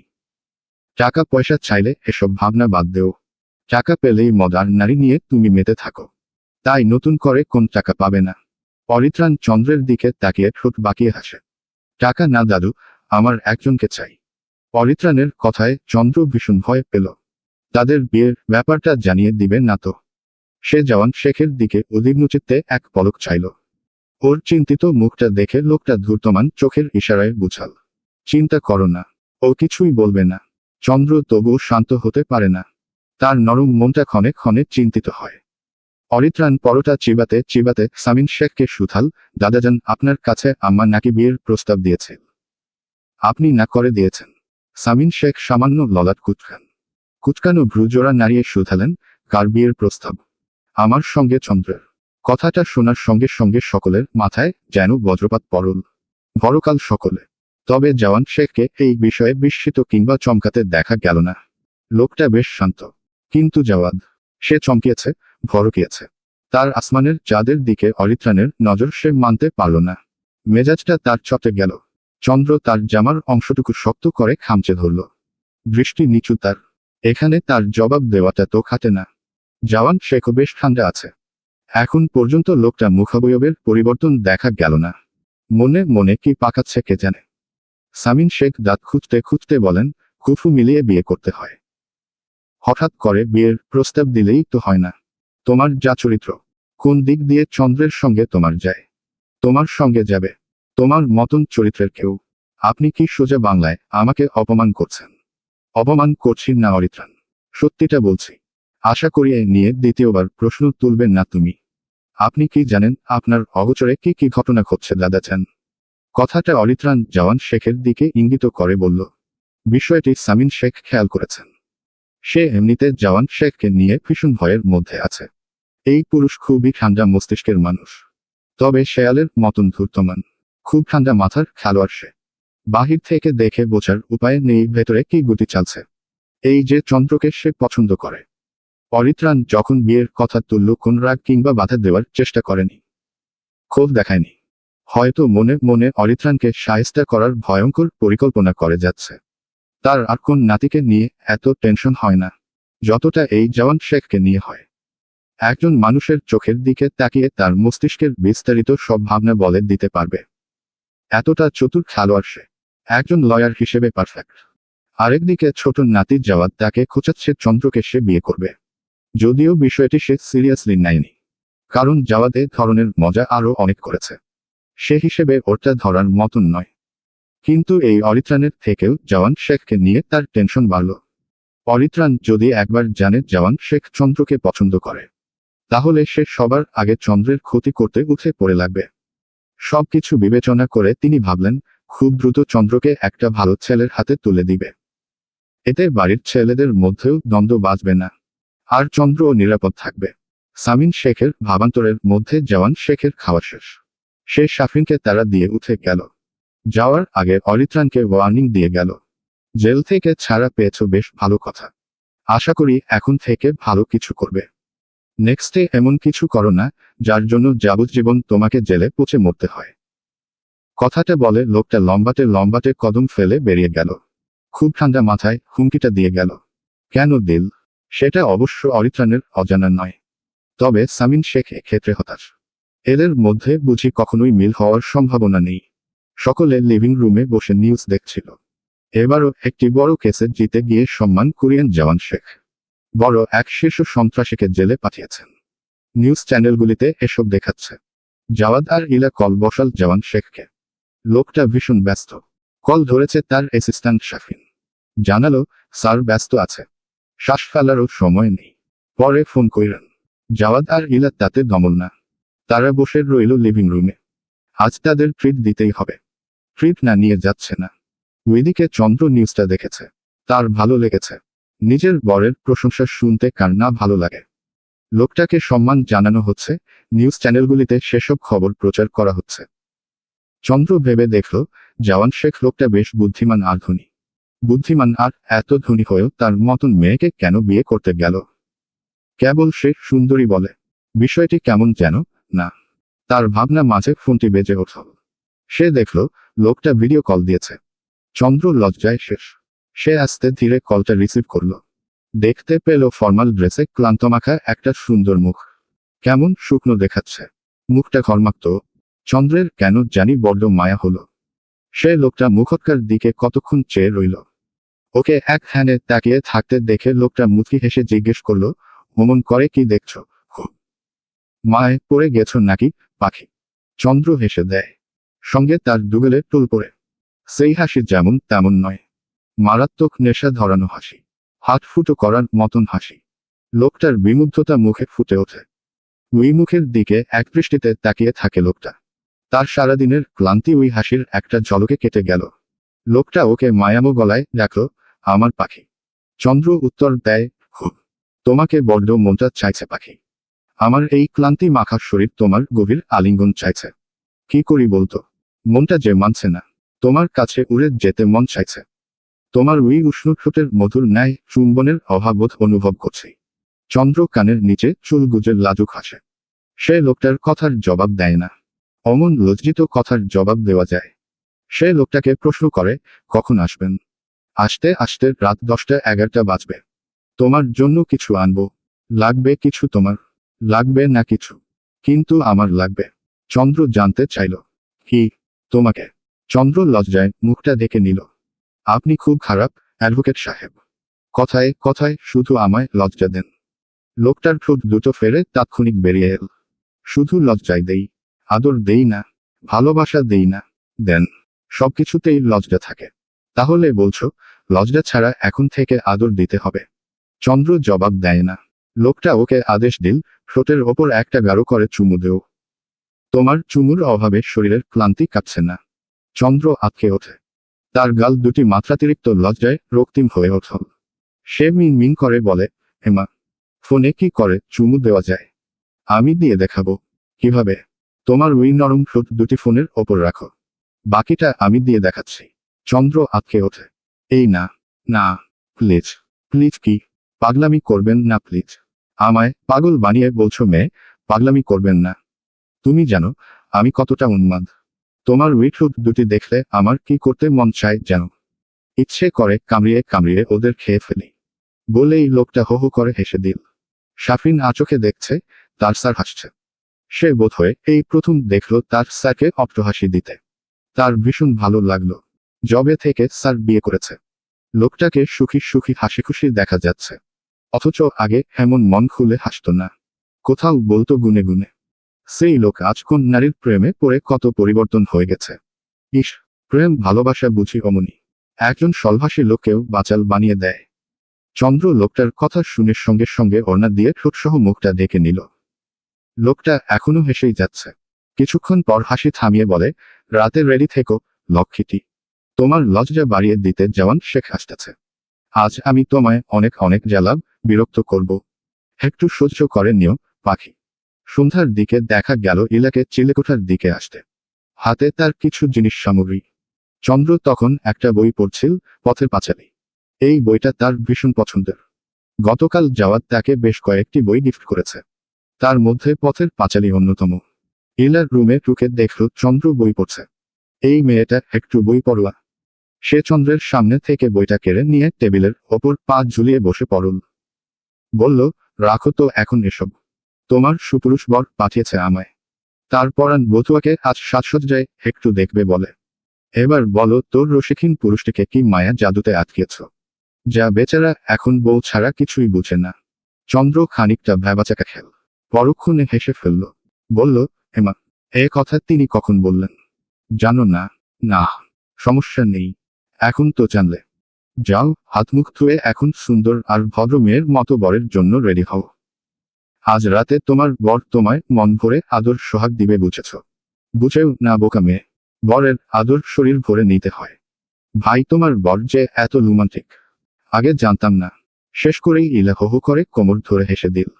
মেয়েটা ভারী দুষ্ট, প্রচুর রসিক। চন্দ্রের লজ্জা লাগলো, তার কান দিয়ে যেন গরম ধোঁয়া ছুটছে। সে তড়িৎ লজ্জা থেকে বাঁচতে বাথরুমে ঢুকে গেল। ইলা সেদিকে তাকিয়ে আবারও হাসে। তার হাসির শব্দের মধ্যে মুঠোফোনটা ভু ভু করে বেজে উঠল। ইলা দেখল জাওয়াদ তাকে ফোন করেছে। এটা হলো আরেক পাগল। সে রিসিভ করে নাকে নিল। হ্যাঁ বল, আছো কই? শ্বশুরবাড়ি। বেশ ভালো। আমার আগে তোমার বিয়ে করাটা মোটেও উচিত হয়নি ইলাপু। বজ্জাইতটা তুই কি এক কারণে ফোন করেছিস? আহা, রাগ করছো কেন? চর খাবি? দেও। এত শখ? জাওয়াদ তাৎক্ষণিক চট করে প্রসঙ্গ বদলালো। বলল, এই ইলাপু ফুসকা খাবে। ঝাল ঝাল ফুসকা? কি রে, তুই কি আমাকে ঘুষ দিতে চাচ্ছিস? কাহিনী কি? আসমানের চাঁদের সঙ্গে একটু আমায় সেটিং করিয়ে দেও না। পাক্কা প্রমিত, তোমাকে আর কোনোদিন আপু বলবো না। রোজ ভাবি ডাকবো, ফুসকা খাওয়াবো। ওইসব ঘুষের দিন শেষ। ইলা এখন আর ঘুষ নেয় না, বুঝলি? আমার মনটা তুমি বুঝলা না। তোর মনের মধ্যে ঢুকলেও আমি কিছু বুঝতে পারবো না। যেই প্যাচগোছ সেখানে। এখন ফোন রাখো। রাগ করছো কেন? আসার সময় তোমার জন্য কি নিয়ে আসবো বলো? সবই আছে, একটা জামাই নাই। জামাইয়ের অভাবে শুকিয়ে যাচ্ছি। সিঙ্গেল বলে কেউ দাম দিচ্ছে না। বন্ধুদের সামনে মুখ দেখাতে পারি না। পারলে আমার জন্য একটা জামাই ধরে আনিস, তাহলে আমারে বিয়ে করে নেও। প্রমিত করছি তোমাকে ছোট বউ বানাবো। পৃথিবীতে এত এত ভালো লোক থাকতে তোর মতন লুচ্চার সঙ্গে আমার কেন দেখা হয় বলতে পারিস? ব্রিটিশ কোথাকার। ফোন রাখো। ধমক দিয়ে ইলা খট করে কল কেটে দিল। জাওয়াদকে আর বলার সুযোগ দিল না। এর মধ্যে চন্দ্র হাত মুখ ধুয়ে চলে এলো। ইলা বেশ যত্ন নিয়ে চন্দ্রকে সাজালো। লাল একটা জামদানি শাড়ি লেহেঙ্গার মতো পরিয়ে দিল। খোলা চুলগুলিতে তাজা গোলাপ গুজে দেওয়া। সেই গোলাপ থেকে মিষ্টি একটা ঝাঁঝাল সুঘ্রাণ নাচারন্ত্রে ছড়াচ্ছে। ইলার মনে হলো তার সামনে একটা পরী বসে আছে। এত সুন্দর লাগছে। সে লোকচক্ষুর আড়ালে জওয়ান শেখের ঘরে চন্দ্রকে নিরাপদে ঢুকিয়ে দিল। যাওয়ার আগে বলে গেল, স্বামী সোহাগী হও। ইলার ফাজলামো দেখে চন্দ্রের ভীষণ হাসি পেল। সে খানিকটা হাসল। লোকটা এল ঠিক রাত 12টার দিকে। রুমে ঢুকেই মেয়েলি মিষ্টি একটি ঘ্রাণ পেল। তার মনটা সঙ্গে সঙ্গে ভালো হয়ে গেল। সারাদিনের ক্লান্তি কয়েক সেকেন্ডের মধ্যে চলে গেল। মেয়েটা খাটের উল্টো দিকে কাত হয়ে শুয়ে আছে। লম্বা চুলগুলি সরে গিয়ে ফর্সা পিঠটা বেরিয়ে আছে। ওইদিকে তাকিয়ে লোকটা হাসে। বাহির থেকে আসার সঙ্গে সঙ্গে ওর কাছে সোজা গেল না।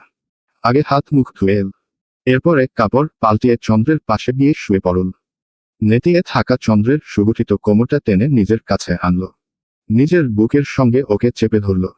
চন্দ্রের শরীর সঙ্গে সঙ্গে উষ্ণ হয়ে উঠল। লোকটা তার মাঝে ওর পিঠের মাঝে ছড়িয়ে থাকা চুলগুলি সরিয়ে ব্লাউজের ফিতায় টান বসাল। চন্দ্র আটকে ওঠল। তার শরীরের লোম দাঁড়িয়ে গেল। লোকটা ওর পিঠে হাতের উল্টো পিঠ ছুঁয়ে দেয়। অমন খসখসে হাতের স্পর্শে চন্দ্র লাজ লজ্জায় একেবারে নেতিয়ে পড়ল। লোকটা যেন আজ সীমালঙ্ঘন করে এগিয়ে চলছে। ওর কাঁধ থেকে ব্লাউজটি সামান্য নামিয়ে বেশ কয়েকটি চুমু খেল। চন্দ্র কেঁপে কেঁপে উঠল। লোকটা এবার ওকে মুখোমুখি করে নিল। দেখলো মেয়েটা চোখ মুখ খিচিয়ে রেখেছে। লোকটা হাসে। ওর দু চোখের পাপড়িগুলিতে উষ্ণ স্পর্শ ছড়িয়ে দিল।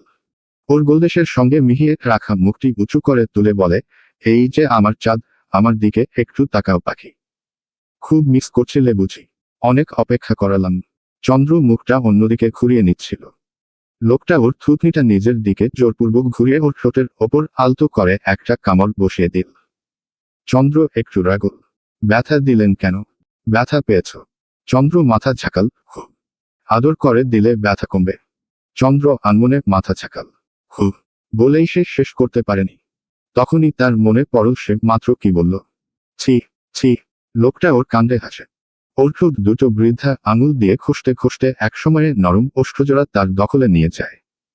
আধিপত্য চালায় ওই ওষ্ঠাজোড়ার ওপর। প্রথমে গাঢ় না থাকলেও ধীরে ধীরে তার স্পর্শ গাঢ় হতে থাকে। আর এই গাঢ় স্পর্শের গণ্ডি পেরিয়ে লোকটা এগিয়ে যায় ভালোবাসার সুখে। সকাল সকাল জাওয়াদ আর ইলা জওয়ান শেখকে চেপে ধরল। গতকাল তাদের ট্রিট দেয়নি। প্রতিবার কেসে জিতলে তাদেরকে ট্রিট দেয়। কখনো রেস্টুরেন্টে খেতে নিয়ে যায়, কখনো শপিং করতে, কখনো বা বাহিরে ঘুরতে নিয়ে যায়। এবার না নিয়ে যাওয়ায় তাদের অভিযোগের শেষ নেই। শেষে বাধ্য হয়ে লোকটা রাজি হলো। তার আগে ইলাকে হাতের ইশারায় চন্দ্রকে রেডি হতে পাঠালো। চন্দ্র প্রথমে যেতে অসম্মতি জানিয়েছিল। যখন শুনল তার অ্যাডভোকেট সাহেব স্বয়ং তাকে রেডি হতে আদেশ দিয়েছে, সেখানে বেচারির না বলার প্রশ্নই আসে না। তখন আর সে অসম্মতি দিতে পারল না। সে বোরকা পরে রেডি হয়ে নিল। ঠিক রাত 8টার দিকে ওদের ডিনার করাতে লোকটা নিয়ে গেল। জাওয়াদ জওয়ান শেখের সঙ্গে সামনে বসেছে। পিছনে আরিফান, ইলা, চন্দ্র বসেছে। গাড়ির আয়নাটা লোকটা চন্দ্রের দিকে সেট করে রাখল, যাতে চন্দ্রকে দেখতে পারে। গাড়ি চালানোর ফাঁকে ফাঁকে সে চন্দ্রকে দেখছিল, যেটা চন্দ্র স্পষ্ট দেখতে পাচ্ছিল। ওইদিকে ইলা, জাওয়াদ আর আরিফান হাসি তামাশা করতে শুরু করে দিল। ওদের হাসি তামাশার মধ্যে দিয়ে গাড়ি এসে রেড রুফ রেস্টুরেন্টের সামনে এসে থামল। প্রথমে জাওয়াদ নামল, এরপরে একে একে সবাই। জওয়ান শেখ গেল গাড়ি পার্কিং স্পটে গাড়ি রাখতে। জাওয়ার চন্দ্রের পাশাপাশি হাঁটে। মাথার চুলগুলি পিছনে টানতে টানতে বলে, চন্দ্র, তুমি এত চুপচাপ কেন? মন খারাপ নাকি? না লজ্জা পাচ্ছ? লজ্জা পেলে এসব ভুলে যাও তো। আমাকে দেখো, আমার কোন লজ্জা নেই। জগয়ে আমি একমাত্র সুখী মানুষ, যার কোন চিন্তা নেই, ভাবনা নেই, অভাব নেই, অসুখ নেই। বলেই সে দাঁত বের করে হাসে। চন্দ্র হাসতে হাসতে জবাব দেয়, জাওয়াদ, আমি লজ্জা পাচ্ছি না। বাট কেমন অস্থির অস্থির লাগছে। জাওয়াদ ঘন ঘন চোখের পলক ফেলে জানতে চাইল, কেন, কেন, কেন সুন্দরী? বাই দা ওয়ে, তুমি ভাইয়াকে দেখে ভয় পাচ্ছ নিশ্চিত? তাকে দেখে অবশ্যই সবাই ভয় পায়। যেই গম্ভীর মুখ, সুবিশাল একটা শরীর, সহজে হাসে না। হাসলে যেন তার জন্য পাপ। বাট আমি কিন্তু আলাদা, হাসি খুশি থাকতে পছন্দ করি। তোমাদের কথা শেষ হলে রেস্টুরেন্টে এবার ঢুকতে পারো। কথাটা পিছন থেকে বলিষ্ঠ পুরুষটি বলল। জাওয়াদ পিছু ঘুরে জওয়ান শেখকে দেখে হেসে দিল। ও তুমি? এজন্য বলি ভারী ভারী গম্ভীর গলায় কে কথা বলে? যাই হোক, তুমি বিয়ে কেন করছো না? চন্দ্র ভ্যাবাচাকা খেয়ে গেল। এভাবে কেউ সরাসরি বড় ভাইকে প্রশ্ন করে? জওয়ান শেখ চন্দ্রের মুখটার দিকে এক পলক চাইল। চন্দ্র ও আর চোখের লোকটার দিকে তাকায়। জওয়ান শেখ পরক্ষণে চন্দ্রের ওপর থেকে দৃষ্টি ঘুরিয়ে আনে। ফুস করে শ্বাস ফেলে বলে, আমার বিয়ে নিয়ে তোমার এত মাথা ব্যথা কেন? মাথা থাকলে তো ব্যথা থাকবেই। তুমি যেদিন বিয়ে করবে, তার পরদিন আমি আমার পছন্দের মেয়েকে ধরে বেঁধে বিয়ে করব। তোমার আগে দেখে নিও আমি বাচ্চার বাবাও হব। এখন আসো একটা ছবি তুলি। আমার সমগ্র ফ্রেন্ড সার্কেলদের জানাতে হবে না। স্বয়ং জওয়ান শেখ আজ ট্রিট দিচ্ছে। লোকটা জাওয়াদের কথা গায়ে মাখল না। সে লম্বাটে লম্বাটে পা ফেলে ভিতরে চলে গেল। চন্দ্র ও লোকটার পিছু পিছু যাচ্ছিল। জাওয়াদ চন্দ্রের পথ আটকে ধরল। আরে এই আসমানের চাঁদ, তুমি যাচ্ছ কই? ভিতরে যাচ্ছি। আমার সঙ্গে সেলফি তুলবে না? আমি সেলফি তুলি না, জাওয়াদ। চন্দ্রের কথা শোনা মাত্র জাওয়াদের মন খারাপ হয়ে গেল। সে নীরবে চন্দ্রের পিছু পিছু খেতে ঢুকল। খাওয়া দাওয়া শেষ হলে তারা শপিং মলে ঢুকল শপিং করতে। জাওয়াদ কৌতূহলবিশ জানতে চাইল, কোথাও যাওয়ার প্ল্যান আছে নাকি ভাইয়া? আজ শপিং মলে এলেছে। তুমি জানো না, আগামীকাল সবাই বরিশাল যাচ্ছে। ছোট মামা খোরশেদের বিয়ে। দেখলে ছোট মামাও তোমার আগে বিয়ে করে নিচ্ছে। একমাত্র তুমি বাকি আছো। তুমি নেক্সটে কথাটি রিপিট করলে চড় খাবে। কথাটা বলে লোকটা শপিং মলে ঢুকে গেল। জাওয়াদ ভ্যাবাচাকা খেয়ে বসল। জওয়ান শেখ চন্দ্রের পাশ দিয়ে যাওয়ার সময় ফিসফিস করে বলে গেল, তোমার কিছু কেনার দরকার নেই, আমি সব কিনে নিব। তবে কোন ড্রেস পছন্দ হলে ইলাকে জানাতে পারো, আমি টাকা পে করে দিব। চন্দ্র বিনিময়ে মাথা ছাকাল। শপিং মলে ঢোকার পর সবাই সবার মতন শপিং করছে, একমাত্র জাওয়াদ তার মাথা খাচ্ছে। তার হাত টেনে নিয়ে গিয়ে দেখায়, এটা কিনবো না ওটা কিনবো, এটা ভালো লাগছে না ওটা ভালো লাগছে। ট্রায়ালও দিয়ে দেখিয়েছে বেশ কয়েকটি। এখন চন্দ্র ট্রায়াল রুমের সামনে দাঁড়ানো। কমপক্ষে 20টার মতন কাপড় নিয়ে জাওয়াদ ঢুকেছে। এর মধ্যে টি শার্ট, শার্ট বেশি। চন্দ্রের পা ব্যথা করছে। তাকে রুমের সামনে জাওয়াদ দাঁড় করিয়ে রেখেছে, কোন ড্রেসে তাকে ভালো লাগে তা দেখার জন্য। চন্দ্র বিরক্ত হলো। সে এক সিরিয়ালে 4টা টি শার্ট আর 5টা শার্ট জাওয়াদের হাতে ধরিয়ে দিয়ে বলল, এইগুলি সব নেও, সবটাই সুন্দর, তোমার পরনে মানাবে ভালো। জাওয়াদ মনে মনে ভীষণ খুশি। চন্দ্র যেহেতু বলেছে, নিশ্চয়ই সুন্দর। সুন্দরী মেয়েদের চয়েসও সুন্দর সুন্দর হয়। সে ট্রায়াল দিতে চলে গেল। চন্দ্র সে ফাঁকে পালালো। হাঁটতে হাঁটতে সে একটা জেন্ট দোকানের সামনে এসে থামল। সেখানে সাদা রঙের একটা সুন্দর পাঞ্জাবি দেখল। চন্দ্রের অনেকদিনের শখ তার অ্যাডভোকেট সাহেবকে পাঞ্জাবিতে কেমন লাগে দেখতে। সে এখন পর্যন্ত একবার দেখেছিল লোকটাকে পাঞ্জাবিতে, তাও না দেখার মতন। বাক তার এখন বড্ড শখ জাগলো পাঞ্জাবিটা কেনার। সে ইলাকে খুঁজতে লাগলো, পেয়েও গেল। ইলাকে টেনে আনতে আনতে বলল, তুমি আমার সঙ্গে আসো। ইলা বিনা বাক্যে চন্দ্রের সঙ্গে গেল। সাদা পাঞ্জাবিটার সামনে এনে ইলাকে চন্দ্র দাঁড় করিয়ে দিল। গলার জোর বাড়িয়ে বলল, এটা আমার চাইলা। ইলার মাথায় হাত। হায় সর্বনাশ, লেডিস হয়ে জেন্টদের পোশাক পরার জন্য পাগলামি করছো। আরে বোকা মেয়ে, ওটা ছেলেদের পোশাক, কিন্তু মেয়েদের নয়। ইলার অপ্রত্যাশিত কথায় ক্ষণকালের মধ্যে চন্দ্র হকচকিয়ে উঠল। বলল, এসব কি বলছো? আমি নিজের জন্য এটা চাইছি না। উনার মানে তোমার ভাইয়ের জন্য আর কি। উনাকে বিয়ে ছাড়া আর কখনো সাদা পাঞ্জাবিতে আমি দেখিনি। তিনি পরেননিও। বিয়ের সময় একবার দেখেছিলাম, তখন বেশ লেগেছিল। ইলা আশপাশ একবার সতর্ক চোখে তাকিয়ে তৎপর বলে, তুমি জানো, তোমার অ্যাডভোকেট সাহেবের প্রেমে তুমি ভয়ঙ্করভাবে হাবুডুবু খাচ্ছ। চন্দ্র চট করে ইলার চোখের দিকে চাইল। মেয়েটা হাসছে, তবে বলার ভঙ্গিটা কেমন অদ্ভুত ছিল। ইলা হাসি থামিয়ে বলে, তুমি দোকানদারকে বলো কাপড়টা প্যাকেট করে দিতে, আমি ততক্ষণে টাকা নিয়ে আসতেছি। কিছুক্ষণের মাথায় আবার ইলা টাকা হাতে ফেরত এল। চন্দ্রের হাতে গুনে গুনে 2000 টাকা ধরিয়ে দিল। বেশি দামি না, যদিও চন্দ্র জানে না এত কম দামি পোশাক লোকটা পরে কিনা, কিন্তু তার যে ভালো লাগলো। কেনা শেষ হয়ে গেলে ইলা চন্দ্রকে নিয়ে জওয়ান শেখের কাছে যাচ্ছিল। পথে চন্দ্রের সঙ্গে ইলা হাঁটতে হাঁটতে বলল, পৃথিবীর একমাত্র বউ বুঝি তুমি, যে স্বামীর টাকা দিয়ে স্বামীকেই গিফট করছে। দেখো, ভাইয়া বেশ পছন্দ করবে। এত এত পছন্দ করবে যে তোমায় প্রতিদিনের তুলনায় আদর আজ একটু বেশি করবে। বলেই ইলা হো হো করে হাসতে শুরু করে দিল। চন্দ্র আশপাশ তাকালো। লোকেরা কেমন অদ্ভুত চোখে তাকাচ্ছে। ইলার তাতে ভ্রুক্ষেপ নেই। সে তার হাসি নিয়ে ব্যস্ত। চন্দ্র ইলার হাত চেপে ধরল। ফিসফিস করে বলল, হয়েছে, এবার থামো। মানুষজন কেমন চোখে তাকাচ্ছে। এতটুকু বলে চন্দ্র থামল। ইলা ওসব গায়ে মাখল না। কিছুক্ষণ পর তাদেরকে পিছু থেকে ডাকতে ডাকতে জাওয়াদ ছুটে এলো। মুখটা তার কালো, বিষণ্ণ। সে চন্দ্রের সঙ্গে অভিমান করেছে। মুখ ভার করে বলে, তুমি আমাকে না বলে কোথায় গিয়েছিলে? আসমানের চাঁদ।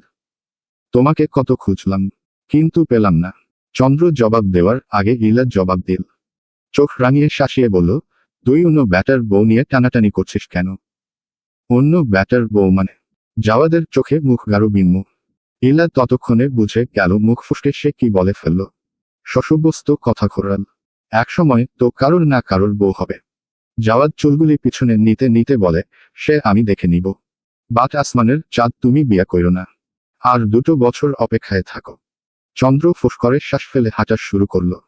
জওয়ান শেখকে রিসেপশনে গিয়ে পাওয়া গেল। টাকা পে করছে লোকটা। জাওয়াদ জওয়ান শেখকে জিজ্ঞেস করল, তুমি কি কি কেনাকাটা করলে ভাইয়া? লোকটা ভ্রু দুটো নাচাল। জানতে চাইল, কেন, তোমার নতুন কোন আন্ডারওয়্যার লাগবে নাকি? জাওয়াদ মুখটা ভেটকি মাছের মতন করে নিল। সব সময় তুমি আমায় ভুল বুঝো। অন্তত মায়া মানুষের সামনে বসে বেইজ্জতি না করলেও পারতে ভাইয়া। কথাটা বলার সময় জাওয়াদ বেশ কয়েকবার চন্দ্রের দিকে চাইল, যেটা জাওয়ার শেখের চোখে স্পষ্ট পড়েছে।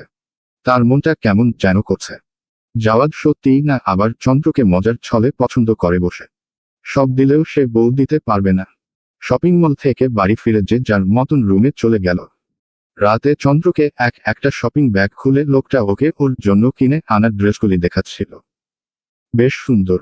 চন্দ্র দেখল লোকটার দেওয়া প্রতিটি ড্রেসগুলি সুন্দর ও দামি। তার সামনে তার 2000 টাকায় কেনা পাঞ্জাবিটা কিছুই না। সে তবুও ওড়নার তলে লুকিয়ে এনেছে। লোকটাকে নিজ হাতে পরিয়ে দিবে বলে। চন্দ্র আমতা আমতা করে, হাত মুচড়ামুচড়ি করে। কিভাবে বলবে সে?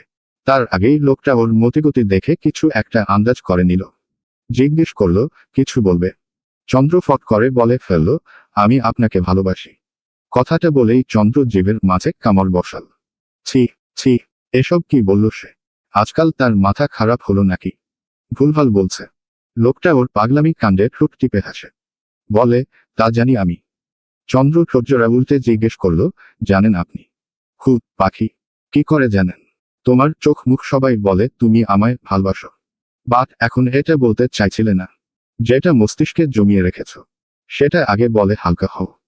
চন্দ্র মুখটা কাদো কাদো করে নিয়ে বলে, আপনি আগে বলুন, রাগ করবেন না। আমায় ধমক দিবেন না। আপনার ধমকে আমার ভীষণ ভয় করে। চন্দ্রের কোমরটা টেনে এনে লোকটা ওকে উরুর ওপর বসিয়ে দিল, ঠিক বুকের সঙ্গে মিশিয়ে। ওকে নিজের সঙ্গে চেপে ধরে ওর থুতনি উঁচু করে থুতনি বরাবর ছোট করে একটা কামড় বসিয়ে দিল। প্রশ্ন করল, বিয়ের পর তোমাকে কখনো ধমক মেরেছি, লক্ষ্মীটি? চন্দ্র না বোধকে মাথা ছাকাল। না। তাহলে ভয় পাচ্ছ কেন, পাখি? আমি তোমার বর, তোমার বন্ধু। নির্ভয়ে বলো আমায়। আমি রাগ করব না, ধমকও দিব না।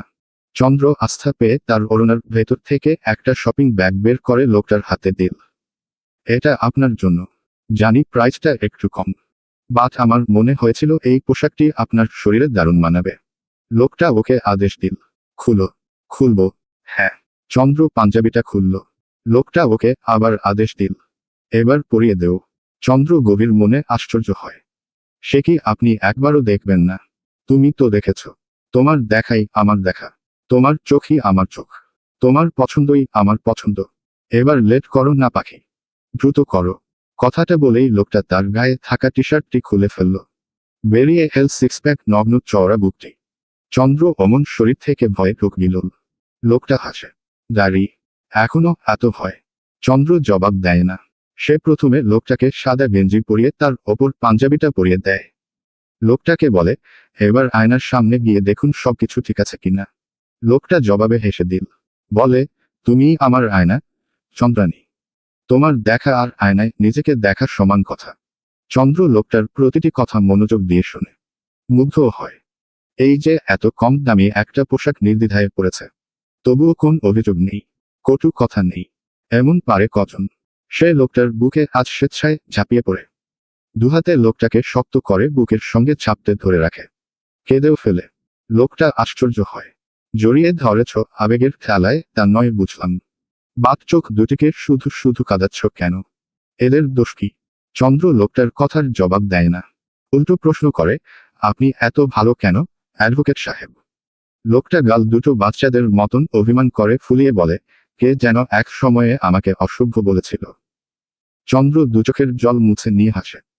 হাসতে হাসতে লোকটার কপালের মাঝে তার ঠোঁট দুটি ছুঁয়ে দেয়। চন্দ্রের একের পর এক আচরণে লোকটা আজ সুখদ, বিস্মিত। মেয়েটা নিশ্চয়ই তাকে মারার ফোন দিয়েছে। প্রথমে ভালোবাসি বলেছে, এরপরে জড়িয়ে ধরেছে, তারপরে চুমু খেয়েছে। সব একদিনেই। এত শব্দ একসঙ্গে লোকটা সামলাতে পারছে না। আসলেই কি এসব বাস্তবে ঘটছে, না সবটাই তার কল্পনা, ভ্রম? তার ভাবনা মাঝে শুনতে পেল, ভালোবাসি, অ্যাডভোকেট সাহেব, অনেক অনেক। লোকটা আরেকবার বিস্ময় হয়। বিনয়ের মাত্রা ছড়িয়ে যায় তার চোখের মুখেরও। ওর দিকে কেমন করে অবাক নেত্রে চায়। গলাটা বেশ শুকনো আর আঠালো ঠেকল। যে নারীকে পাওয়ার জন্য তার এত পাগলামি ছিল, এত ব্যাকুলতা, আকাঙ্ক্ষা ছিল, আজ সেই নারীর মুখে ভালোবাসির শব্দটি শোনার সঙ্গে সঙ্গে তার হৃৎস্পন্দনের কম্পন বেড়ে গেল। লোকটা চট করে ওকে কোলে তুলে নিল। বেকনিতে নিয়ে বুকের সঙ্গে মিশিয়ে বেতের চেয়ারে বসল। ওর ঠোঁটের ওপর গাঢ় করে একটা চুমু খায়। ওকে বক্ষ মাঝে গভীর করে ধরে রেখে কর্ণধারে গিয়ে ফিসফিস করে বলে ওঠে, তুমি আমার এমনি একজন, যারে এক জন্মেও ভালোবাসে ভরবে না আমার এমন। সকালের কোমল রোদটা উঠোনের মাঝখানে এসে নেমেছে, যেন এক মায়াবী সোনালি চাদর বিছিয়েছে মাটির বুকে। বাতাসে হালকা কুয়াশা, গায়ে লাগে নরম শীতের ছোঁয়া। বাঁশঝাড়ের ফাঁকগোলে রোদ এসে ঝিকিমিকি করছে শিশির ভেজা ঘাসে। দূরে কোথাও গরুর ঘণ্টার টুংটাং শব্দে ভরে উঠছে নিস্তব্ধ সকালটা। চুলার ধোঁয়ায় মিশে ভেসে আসছে গরম ভাত আর আলু ভর্তার মায়ের রান। গ্রামের শীতের সকাল মানেই এমন এক নরম মায় মোড়ানো শান্ত, মন ভরানোর সময়, যেখানে সময়ও যেন একটু ধীরে হাঁটে। গতকাল রাতে তারা বরিশালের উদ্দেশ্যে রওনা হয়েছিল। সকাল সকাল বরিশাল এসে পৌঁছেছে। গ্রামের আলো বাতাস সবটাই অন্যরকম, মনোরম আর শান্ত। বাড়িটির নাম মির্জা বাড়ি। এই বাড়ির প্রধান কর্তা মির্জা ফখরুল, যিনি জওয়ান শেখের নানা। অন্যদিকে শাহানাজের বাবা বেশ সম্মানীয় একজন লোক। জয়েন্ট পরিবার তাদের, 3 ছেলে 2 মেয়ে। সবারই বিয়ে হয়েছে। আছে শুধু ছোট ছেলে খোরশেদ। জওয়ানের 2 বছরের ছোট সে, এতকাল বিদেশ থেকেছে। এখন বিয়ের উপযুক্ত বয়স হতেই ফখরুল মির্জা ছেলেকে দেশে ডেকে আনলেন। বাড়ির সামনে 2টো মুরগির খামার দিয়ে দিলেন। আর ছেলেকে বাহিরে পাঠাবেন না, এবার বিয়ে করিয়ে গ্রামে রাখার সিদ্ধান্ত নিয়েছেন। বর্তমান যা পরিস্থিতি, বিয়ে করে তো বউ ফেলে রেখে দেশের বাহিরে যাওয়া যায় না। বাড়ি ভর্তি মেহমান। গ্রামের বিয়ে বাড়ি মানে আনন্দ উল্লাস। জোয়ান জোয়ান বেশ কিছু ছেলেরা বক্স বাজাচ্ছে। কেউ কেউ আবার ঢাকা থেকে মেহমান এসেছে শুনে দেখতে অতি আগ্রহে মির্জা বাড়ি ভিড় জমিয়েছে। সবাই উঠোনের মাঝে গোল হয়ে বসে চা বিস্কুট খাচ্ছে। দুপুরের দিকে মাছ ধরবে তারা, বড় বড় মাছ। বাড়ির পেছনে একটা পুকুর আছে, সবাই ওই পুকুরে গোসল করে। জাওয়াদের বেশ লাগলো। সে বাপু ভবঘুরে মানুষ, এমনিতে বাড়িতে তার মন টিকে না। এতদিন যে বাড়ি ছিল সেটা চন্দ্রের জন্য, নতুবা কয়েকবার সাজেক, রাঙামাটি, কক্সবাজার, সুন্দরবন যাওয়া হতো। গ্রামে যারা শহরের মেহমান দেখতে এসেছিল, এদের মধ্যে এক প্রকার কানাঘুষা শুরু হলো, তাও চন্দ্রকে নিয়ে। এত সুন্দর মেয়ে তারা আগে কখনো দেখেনি। অনেকে তো ধরেই নিয়েছে মেয়েটা নির্ঘাত শেখ বাড়ির বউ হবে, হয়তো অরিত্রাণ শেখ কিংবা জওয়ান শেখের স্ত্রী। তাদের ভাবনাতে শাহনাজ জল ঢেলে দেয়, বলে মেয়েটা আমাদের বাড়ির আশ্রিতা, মেয়েটার বাবা মা কেউ নেই, এজন্য আমার শ্বশুর ওর দায়িত্ব নিয়েছে। এই তিক্ত কথাটি সত্য হলেও চন্দ্রকে হজম করে নিতে হয়েছিল। ভাগ্যিস তখন জওয়ান শেখ আশপাশ ছিল না, থাকলে নির্ঘাত একটা কুরুক্ষেত্র বাজিয়ে ছাড়ত। দুপুরের দিকে ঢাকা থেকে সামিন শেখ এল, তার সঙ্গে অরিত্রাণও ছিল। মাছ ধরার কথা শুনে সবচেয়ে বেশি আগ্রহ দেখিয়েছে সামিন শেখ। ফখরুল মির্জার সঙ্গে তার বেশ বন্ধুত্বপূর্ণ একটা সম্পর্ক। দুপুরের দিকে 4 ভাইকে 4টা লুঙ্গি দেওয়া হলো। আজ এই লুঙ্গি পরেই মাছ ধরতে নামবে তারা। 4 ভাই যখন লুঙ্গি পরে সিঁড়ি বেয়ে একসঙ্গে নিচে নামছিল, বসার ঘরের সবার দৃষ্টি তখন শেখ বাড়ির 4 রত্নের দিকে গিয়ে আটকালো। সামিন শেখের মনটা খুশির আবেগপ্রবণে ভরে গেল। তার 4 রত্ন, এদের মধ্যে সবচেয়ে উঁচু লম্বা সুদর্শন পুরুষ একমাত্র জওয়ান শেখ। লোকটার সবকিছুই দারুণ আকর্ষণীয়, যা মানুষকে আগ্রহ বাড়াতে বাধ্য করে। পুকুরের মাছ ধরতে নামতে আজ সামিন শেখের একটু ছেলে মানুষই করতে ইচ্ছে করল। সে নাতিদের সঙ্গে লুঙ্গি পরে নামলেন মাছ ধরতে। জাওয়াদের হাতে বড় একটা মাছ, ইলা এসেছে মাছ কুড়াতে, হাতে তার একটা বড় বালতি। জাওয়াদ মাছটা নিয়ে উপরে উঠে এল। ইলাকে মাছটি দেখিয়ে দেখিয়ে বলে, ইলাপু দেখছো কত বড় প্রতিভা আমার, বিরাট বড় একটা মাছ ধরেছে। এখন আমার আসমানের চাঁদকে ডাকো তো, তাকে একটু দেখাই। ইলা মুখ বাঁকিয়ে ভেঙচি কাটল। ছাহ, এত বড় মাছ তুই ধরেছিস? ওটা তো জওয়ান ভাইয়া ধরেছে, ইয়ার কি মারার জায়গা পাস না? সে যেই ধরুক, মাছ তো আমার হাতে, ওকে একটু ডাকো না প্লিজ। ইলা মুখের ওপর বলে দিল, পারবো না, তুই নিজে ডেকে নে। বলেই সে প্রস্থান করে। জাওয়াদ মুখটা করুণ করে নিল। এই মেয়েটা দিন দিন হাততারা হয়ে যাচ্ছে। কোন বাছাধনের কপালে লেখা আছে এমন হাততারা বউকে জানে। তার ভাবান্তরের মধ্যে হঠাৎ শুনতে পেল খোসের আর্তনাদ। শিং মাছে কাটা ফুটিয়ে দিয়েছে তাকে, বিষে হাত ধরে গেছে। তা নিয়ে আরেক সমস্যা। দুপুরের দিকে খোরশেদের জ্বর এলো, অথচ আজ সন্ধ্যায় খোরশেদের গায়ে হলুদ হওয়ার কথা ছিল। শেষে ছেলের অবস্থা দেখে ফখরুল মির্জা সিদ্ধান্ত চেঞ্জ করলেন, পরদিন গায়ে হলুদ হবে। বেলা তখন অনেক পড়েছে। কলপার থেকে গোসল করে লোকটা রুমে ঢুকল। কাপড় চেঞ্জ করে দুপুরের লাঞ্চ করে সে একবার ইলার রুমে গেল। ওখানে চন্দ্র, ইলা আর মনার মা একসঙ্গে থাকে। সেখানে গিয়ে দেখল তার আম্মা শাহনাজকে। জওয়ানকে হঠাৎ এই রুমে দেখে খানিকটা চমকাল শাহনাজ। অথচ ছেলেটার চোখের মুখে নেই কোন লুকোচুরি, চমকপ্রদ ভাব।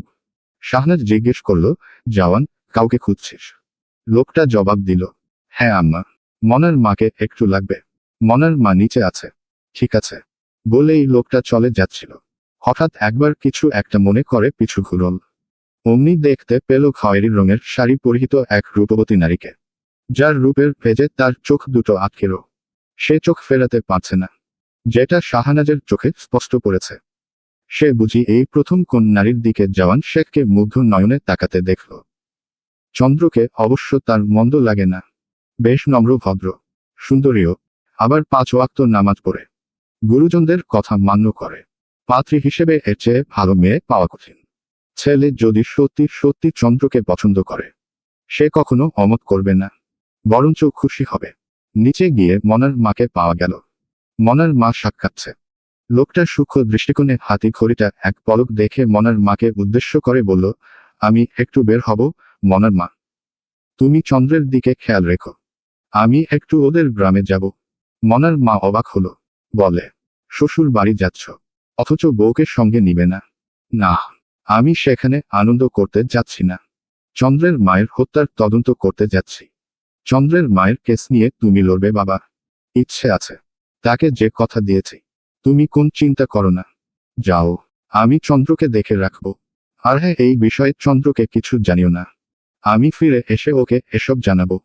মনার মা মাথা কাত করে জানালো, আচ্ছা। বিকাল তখন 4টা। সূর্যের রশ্মি তখন অনেকটা নরম হয়ে এসেছে। সেই নরম রোদের আলোকে মুখোমুখি দুজন মানুষ বসা, একজন জওয়ান শেখ আর অপরজন চেয়ারম্যান জাহিদ। চেয়ারম্যান জাহিদের মুখটা ভীত সন্ত্রস্ত, ক্ষণে ক্ষণে কাঁপছে সে। তার সামনে যে লোক বসে আছে, তিনি যেমন তেমন লোক নন। ঢাকার শহরের একজন নামকরা অ্যাডভোকেট মিনহাজ শেখ জওয়ান। বেশ কয়েকবার ঢাকা বসে লোকটার সঙ্গে দেখা হয়েছিল, তবে কথা হয়নি। লোকটার 2 আঙুলের ফাঁকে সিগারেট জ্বলছে, কিছুক্ষণ পর পর তাতে ঠোঁট ছোঁয়াচ্ছে, পায়ের ওপর পা তুলে বসে বসে পা নাচাচ্ছে। বেশ শান্ত লোকটা, যেন নীরবে কিছুর এক হিসেব করছে। আধপোড়া সিগারেটটি পায়ের তলে পিষে এবার বেশ সিরিয়াস হয় লোকটা। সুচাল চোখ দুটো নাচিয়ে প্রশ্ন করল, মিসেস মোর্শেদাকে কে খুন করেছে? জওয়ান শেখের মুখে মোর্শেদার নাম শুনে চেয়ারম্যান জাহিদ বেশ ঘাবড়ে গেল। তার ভীরু অন্তরটা পর্যন্ত প্রকম্পিত করে ওঠল।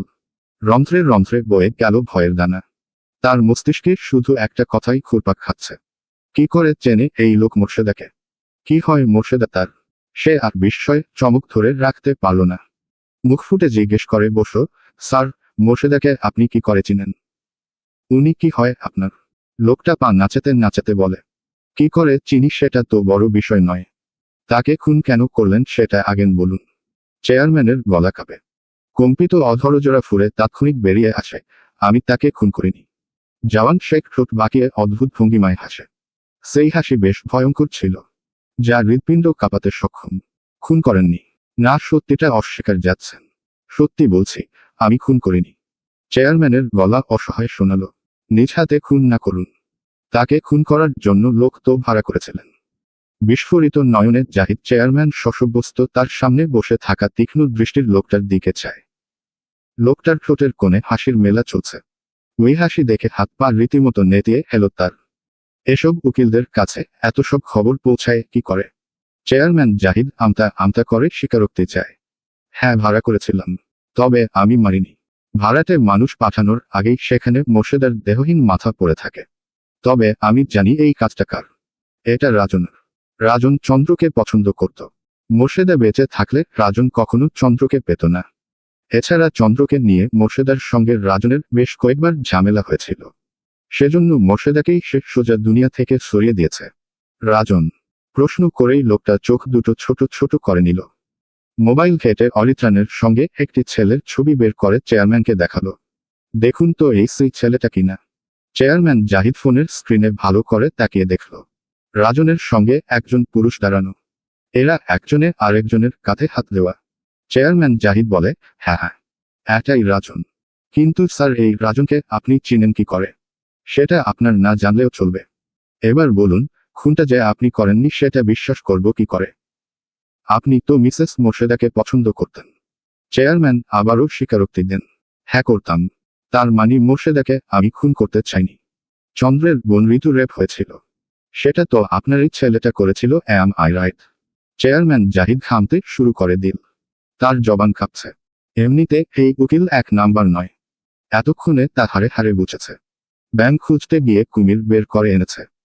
জওয়ান শেখ পুনরায় বলে, চন্দ্রের মায়ের হাতে আপনার এক ছেলে আর ভাগিনা খুন হয়েছে। বাকি দুজনকে আত্মসমর্পণ করতে বলবেন। আমার হাতে পড়লে আইন নয়, তখন আমি নিজেই আইন হয়ে যাব। আসি। কথাটা বলে লোকটা উঠে গেল। চেয়ারম্যানের চোখ মুখ এখনো ভীত সন্ত্রস্ত। কার কবলে পড়েছে বেশ ভালো করে বুঝতে পেরেছে, তবে পরিচয়টা পেল না। এটাই তার বড় দুঃখ। মোর্শেদার সঙ্গে এই ছেলের কি সম্পর্ক? বলবান পুরুষটি চওড়া মাটির গ্রাম্য মেঠোপথ ধরে হাঁটছিল। হাঁটতে হাঁটতে দেওয়ান বাড়ি ঢুকল। সুফি তখন উঠোনেই দাঁড়িয়েছিল। অপরিচিত পুরুষ বাড়ির মধ্যে ঢুকতে দেখে সে আঁতকে ওঠে। মাথায় কাপড় টেনে দিয়ে মুখটা আঁচলে ঢেকে লোকটার দিকে এগিয়ে গেল। জিজ্ঞেস করল, কে গো তুমি? বলা নেই ক নেই, হুট করে বাড়ির ভেতরে ঢুকে গেলে। বাড়িতে দুজন বিয়ের উপযুক্ত মেয়ে মানুষ আছে, লোকে দেখলে কি ভাববে? জওয়ান শেখ সুফির কথা কানে নিল না। বাড়িটার আশপাশ সে ঘুরে ঘুরে দেখছিল। বাড়িটা বেশ বড়, খোলামেলা। সুফিকে লোকটা প্রশ্ন করল, চন্দ্ররা কি এই ঘরে থাকত? অপরিচিত পুরুষের মুখে চন্দ্রের নাম শুনে সুফি মাত্রাতিরিক্ত বিম্ব হয়। প্রবল আগ্রহ আর কৌতূহল দমিয়ে রাখতে না পেরে সসব্যস্ত জিজ্ঞেস করে, বসো, তুমি কে বাবা? চন্দ্রকে কি করে চিনো? সুফির কথা শুনে লোকটা হেসে দেয়। বলে, আমি জওয়ান শেখ, চন্দ্রের হাসব্যান্ড। চন্দ্রের হাসব্যান্ড, এই একথাটি শুনে সুফি চরম মাত্রায় অবাক হলো। সে রাজনের মায়ের থেকে শুনেছিল চন্দ্র পালিয়েছে। এরপরে কি ঘটেছে না ঘটেছে সেসব সুফি জানে না। সে সসব্যস্ত বারান্দা থেকে চেয়ার টেনে এনে জওয়ান শেখকে বসতে দিল। ঘরে হাতে ভাজা মুড়ি ছিল, সঙ্গে ছিল খাঁটি রসের গুড়। খই নারকেলের সঙ্গে গুঁড়ো মিশিয়ে নিয়ে এসেছে। জওয়ান শেখ অতিথি আপ্যায়ন দেখে হাসে। তার ভীষণ ভালো লাগলো। আগেরকার দিনে অতিথি গ্রামগঞ্জে গেলে লোকেরা এভাবেই ঠিক আপ্যায়ন করত। উনারা বুঝি সেই রীতি এখনো ধরে রেখেছে। সে এক মুঠো খই মুখে নিয়ে চিবাতে চিবাতে সুফিকে বলে, আমাকে একটু চন্দ্রদের বাড়িটা দেখাবেন আন্টি? কেন দেখাবো না বাবা, অবশ্যই দেখাবো। হাত ঘড়িটা এক পলক দেখে খইয়ের প্লেট নিচে রেখে জওয়ান শেখ শটান হয়ে দাঁড়িয়ে গেল। বলল, তাহলে এখনই চলুন, আমার হাতে বেশি সময় নেই, আবার বাড়ি ফিরতে হবে। সে কি এখনই? রাতের খাবারটা অন্তত খেয়ে যেও। আমি হাঁস জবাই করব বলেছেন, তাতেই খুশি হয়েছি, তবে রাতে থাকতে পারছি না, সরি। আচ্ছা তাহলে চলো বাবা, চন্দ্রকেও সঙ্গে আনতা। আচ্ছা সে এখন আছে কোথায়? কুমিল্লায়। কথাটা সে মিথ্যে বলল। চন্দ্রের কথা এই মহিলাকে বললে মহিলাটি নিশ্চয়ই চন্দ্রের সঙ্গে দেখা করতে চাইবে, তাই সে সত্যিটি বলেনি। তার এত ঝামেলা পছন্দ নয়। সুফি বলল, ওহ, তা তার দেখা পেলে কি করে? সে এক লম্বা কাহিনী, অন্য এক সময়ে বলবো। ঠিক আছে। প্রায় 10 মিনিটের মতন হাঁটল। এরপরে একটা পরিত্যক্ত বাড়ির সামনে এসে তাদের পা জোড়া থেমে গেল। সুফি বলতে শুরু করল, এটাই চন্দ্রদের বাড়ি। তুমি যেহেতু চন্দ্রের স্বামী, তাই তোমাকে বলছি, চন্দ্র ছিল তার মায়ের একমাত্র সন্তান। আমি মা দেখেছি, কিন্তু মোর্শেদার মতন কোন মা নারী দেখিনি, যার এক চোখে ছিল নমনীয়তা, অন্য চোখে ছিল জ্বলন্ত আগুন। তার কন্যা ছিল তার কাছে আসমানের জলজল করা উজ্জ্বল নক্ষত্র। একটা পুরুষও চন্দ্রের পশম অবধি পর্যন্ত দেখতে পারেনি। যেদিন মেয়েটার মা মারা গেল, তার সৌন্দর্য গ্রামের সমগ্র পুরুষ চোখ দিয়ে গিলে নিয়ে দেখেছে। কত শকুন ছিল ওর দিকে কুৎসিত নজরে তাকিয়েছিল, অথচ মেয়েটা তার মা হারানোর শোকে কাতর ছিল। চন্দ্র ছিল প্রচণ্ড মা ভক্ত। বাড়ির থেকে বলতে পারো একটা পাও ফেলত না মা ছাড়া। সে মা যখন তাকে ছেড়ে চলে গেল, তার হয়েছে নরক যন্ত্রণা। তার একদিন আগে বোন হারিয়েছে। গ্রামের নেশাখোরগুলা গণধর্ষণ করে মেরে ফেলে। দেখ, নিজের শ্বশুর বাড়ি মন ভরে। আমি চলে যাই, এখানে বেশিক্ষণ থাকলে নিজেকে সামলাতে পারবো না। তোমার শাশুড়ির কবর বাড়ির সামনেই আছে, যাওয়ার সময় একবার জিয়ারত করে যেও। কথাগুলি বলেই সুফি আঁচলে জলে ভেজা চোখ দুটো মুছে চলে গেল। সুফি যাওয়ার পর পরই জওয়ান শেখ ফুস করে শ্বাস ফেলে। বাড়ির প্রতিটা কোণা সে ভালো করে খেয়াল করে। এরপরে যায় মোর্শেদার কবরটার সামনে। বেশ লম্বা কবরটা। তার পাশের কবরটা মনে হয় চন্দ্রের বোনের। নীরবে কতক্ষণ মোর্শেদার কবরটার দিকে বলবান লোকটা তাকিয়ে থাকে। কি করবে বলবে সে বুঝতে পারছে না।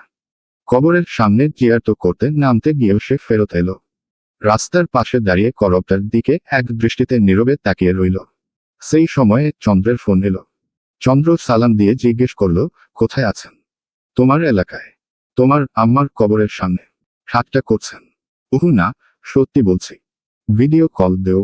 চন্দ্র কল কেটে ভিডিও কল দিল। জওয়ান শেখ বলল, রাস্তাঘাট দেখো, চেনা চেনা লাগে।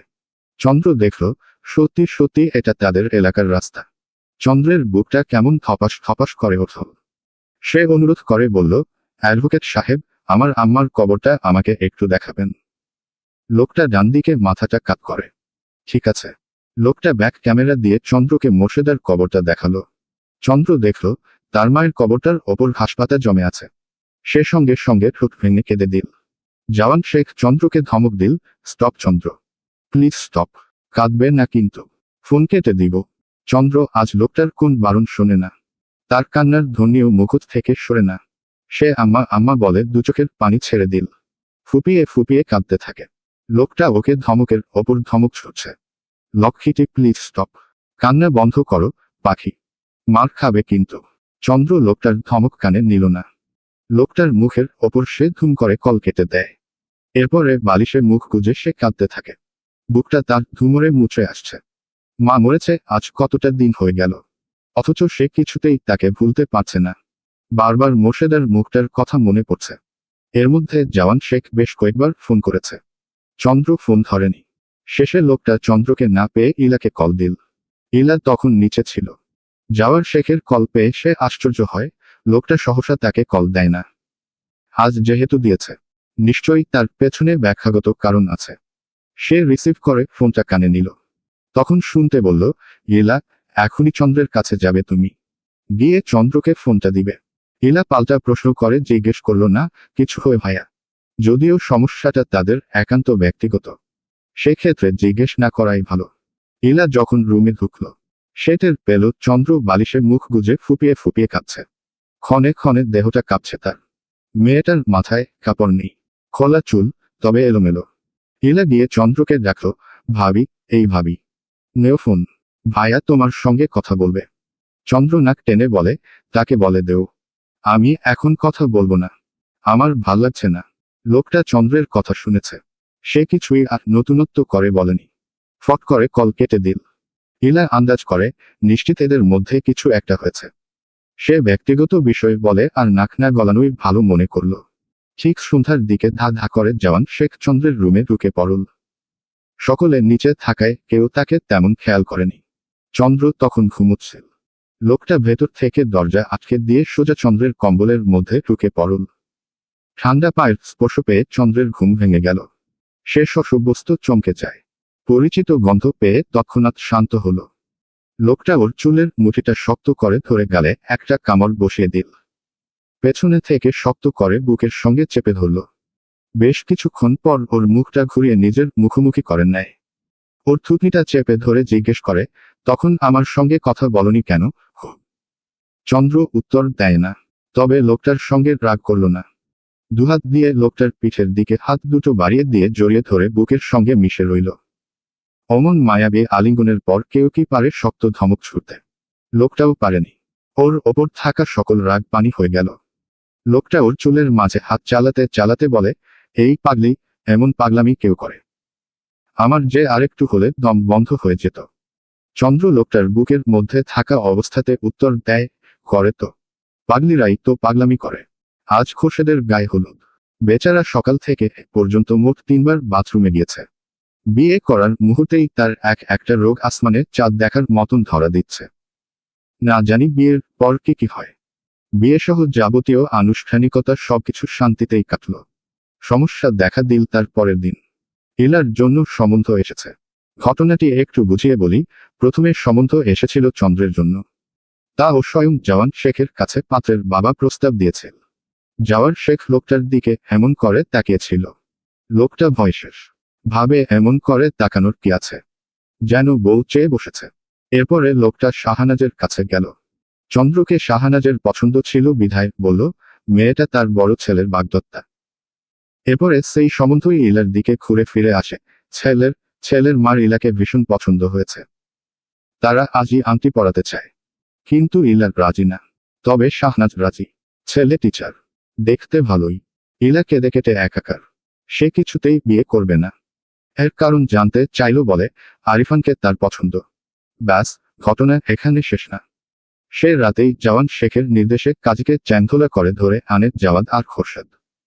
আরিফান প্রথমে রাজি ছিল না, কিন্তু জওয়ান শেখের ওই ধারালো চোখ দুটোর সামনে বেশিক্ষণ স্থির হতে পারল না।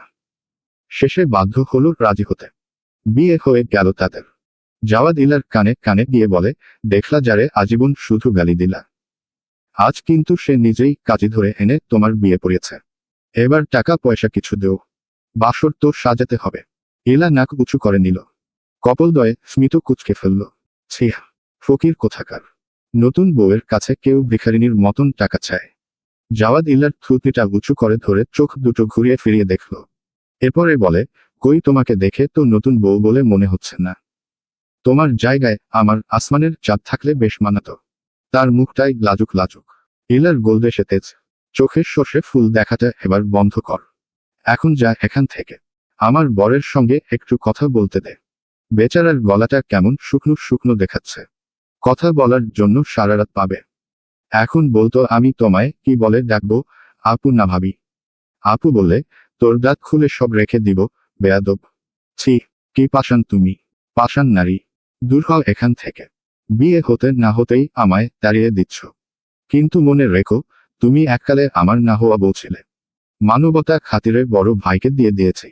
এমন জন দরদি মানুষ খুঁজলে একটাও পাবে তুমি? পাবে না। কারণ জাওয়াদ শেখ জগয়ে একটাই হয়, বুঝলে, আমার না হওয়া বউ। জাওয়াদের কথা শুনে ইলা হেসে দিল। ছেলেটা বাচাল হলেও ভালো, বেশ সুন্দর করে রসিক জানে। ওর কাছে কেউ 2 মিনিটের বেশিও মন খারাপ করে থাকতে পারে না। মজার ছলে হোক আর কথার ছলে হোক তাকে হাসিয়ে ছাড়বে। ইলা দোয়া করে এই ভাইটার জীবনে যেন কোন ঝড় ঝঞ্ঝাট না আছে। ছেলেটা সইতে পারবে না। নরম হৃদয়ের মানুষ তো। সময়গুলি যাচ্ছে তার নিয়মানুসারে। গ্রাম থেকে শহরে এসেছে বেশ অনেকদিন হয়ে গেল, মাস 3-4 মতন। চন্দ্র কলেজে ভর্তি হয়েছে। কলেজে তার একটা বান্ধবী জুটেছে, নাম ইফা। মেয়েটা বেশ মিশুক, নামাজি, মুসলিম পরিবারের। তার সঙ্গে চন্দ্রের বেশ ভাব। বেশ কয়েকবার ওদের বাসায় গিয়েছে। মেয়েটার পরিবার বেশ আন্তরিক। চন্দ্রকে বেশ পছন্দ করেছে। গত কয়েকদিন যাবৎ জাওয়াদের পরীক্ষা ছিল, আজ শেষ হয়েছে। সে এখন একেবারে ফ্রি। তার কাজ হলো সারাদিন চন্দ্রের পিছু পিছু ঘোরা। চন্দ্রকে উল্টাপাল্টা কথা বলে রাগিয়ে দেওয়া। চন্দ্রকে রাগাতে তার বেশ লাগে। চন্দ্র আজ শাহনাজের কাছে বিচার দিয়েছে। শাহনাজ জাওয়াদকে রান্নাঘরে ডেকে নিয়ে জিজ্ঞেস করল, তুই চন্দ্রকে বিরক্ত করছিস কেন? জাওয়াদ হাতে একটা টমেটো নিয়ে রান্নাঘরের টাইসের ওপর পা উঠিয়ে বসে পড়ল। টমেটোতে কামড় বসিয়ে তার আম্মার প্রশ্নের জবাব দিল সে। একজন ছেলে একজন মেয়েকে কেন ডিস্টার্ব করে, আম্মু? তুমি এসব জানো না? শাহনাজ কিছুক্ষণ নৈশব্দে জাওয়াদের মুখটার দিকে তাকিয়ে থাকে। পরক্ষণে দৃষ্টি নামিয়ে নেয় সে। চুলায় ডাল ফুটছে। শাহনাজ সবজির মাঝে ছুরিটা চালান করতে করতে প্রশ্ন করে, তুই চন্দ্রকে পছন্দ করিস? জাওয়াদ হাসে, নীরব হাসি। তাকে বউ করতে চাই আম্মু, জাওয়াদ শেখের বউ। কথাটা বলেই জাওয়াদ দিল দৌড়। শাহনাজ পিছন থেকে বেশ কয়েকবার জাওয়াদকে ডাকল। জাদু শোন, আমাকে চিন্তার সাগরে রেখে যাচ্ছিস কোথায়? তুমি আমাকে নিয়ে কোন চিন্তা করো না আম্মু। তাই আমার জন্য চিন্তা করার একজন মানুষ নিয়ে আসতে চাই। শাহনাজ ঠোঁট টিপে হেসে দিল। বলে, ফাজিল। হাতের কাছে একবার পাই, কান মলে দিব। বউয়ের কাজ তুমি কেন করবে আম্মু? শেষে বউ শাশুড়ির যুদ্ধ আমি মানতে পারবো না। আমি দেবদাস নই, বন জঙ্গলে খুঁড়ে খুঁড়ে তেলাপোকা খেতে পারবো না। শাহনাজ বেগম হাসতে হাসতে শেষ। এত ফাজিল ছেলেটা, একটা কথা বলে, কথাতে সবাইকে হাসিয়ে ছাড়ে। কে জানতো এই ছেলেটাই একদিন দুঃখের সাগরে ভাসবে। আজ জুম্মার দিন। জওয়ান শেখ বাসায় ছিল। চন্দ্র গতকাল রাতে অভিমান করে লোকটার কাছে যেতে চায়নি। লোকটাও কম কিসে, চিলেকোঠায় এসে সোজা ওকে কোলে নিয়ে নিজের রুমে ঢুকিয়ে নিল। সেখানে থামেনি। সারারাত আদর করিয়ে শীতের সকালে গোসল করিয়ে ছাড়ল। ইলা সকালের দিকে চিলেকোঠায় গেল। সেখানে মূলত সে একটা সুসংবাদ দিতে গিয়েছিল। গিয়ে দেখে চন্দ্রের চুল ভেজা। অমনি ইলার রসিকতা শুরু করে দিল। কি গো ভাবি, সকাল সকাল চুল ভেজা, কাহিনী কি? রাতে কি স্বামীর আদর সোহাগ ভাগে বেশি পড়ে গেছে? চন্দ্র ঠোঁট টিপে হাসে। ছিহ, পচা মেয়ে, লজ্জা করেন না এসব বলতে? ইলা পা উঠিয়ে খাটে বসে বলে, ভাই আমার অত লজ্জা শরম নাই। যা ছিল স্বামীর ছয় সব শেষ। আরিফান ভাইয়া সবকিছু মেনে নিয়েছে। প্রশ্নটির চন্দ্র করে। ইলা হাসে। মনে করে সেদিনের কথা। বিয়ের পর প্রথম প্রথম আরিফান বেশি একটা কথা বলতো না। ধীরে ধীরে ছেলেটার তার প্রতি মায়া বাড়ল। একদিন রাতে এসে বলে, ইলা, যা হওয়ার হয়ে গেছে। আমি সব মেনে নিয়েছি। আমি চাই তোমাকে মেনে নিয়ে সংসার করতে। আমি এতদিন তোমার সঙ্গে অনেক বাজে আচরণ করেছি। স্ত্রীর মর্যাদা দেইনি। সেজন্য ক্ষমা করে দিও। ইলা সেদিন আরিফানের কথায় শোকত হয়ে গিয়েছিল। যে ছেলে কোনোদিন ইলাপু ছেড়ে কথা বলেনি, সে ছেলে তাকে ইলা বলে রেখেছে। এর চেয়ে আনন্দের আর কি হতে পারে। সে ক্ষমা করে দিয়েছে। ওখান থেকে তাদের প্রণয়ের শুরু। এরপরে হুট করে আজ জানতে পারল সে প্রেগন্যান্ট। ব্যাস, তার খুশি দেখে কে এত এত খুশি হয়েছে যে সে যাওয়াকে আরিফানকে সবাইকে খবরটা জানিয়ে এসেছে।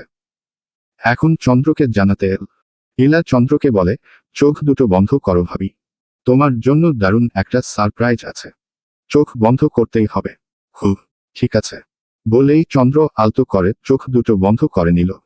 ইলা বলে, এবার খুলো। চন্দ্র চোখ দুটো খুলতেই দেখতে পেল ইলার হাতে প্রেগন্যান্সি কিট। তাতে লাল দুটো দাগ। পজিটিভ এসেছে।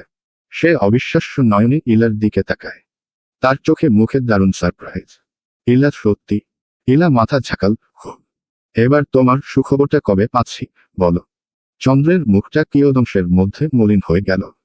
সে ফুস করে বক্ষস্থলের অভ্যন্তর থেকে তপ্তশ্বাসটুকু ফেলে বলে, আমি এসব ভাবিনি ইলা। এখনো বিয়ের ব্যাপারটা বাড়ির কেউ জানে না। ভাইয়া তো জানাতেই চায়, বাদ তোমার জন্য পারে না। আমি বলি শোন, তুমি একটা বাচ্চা নিয়ে নেও।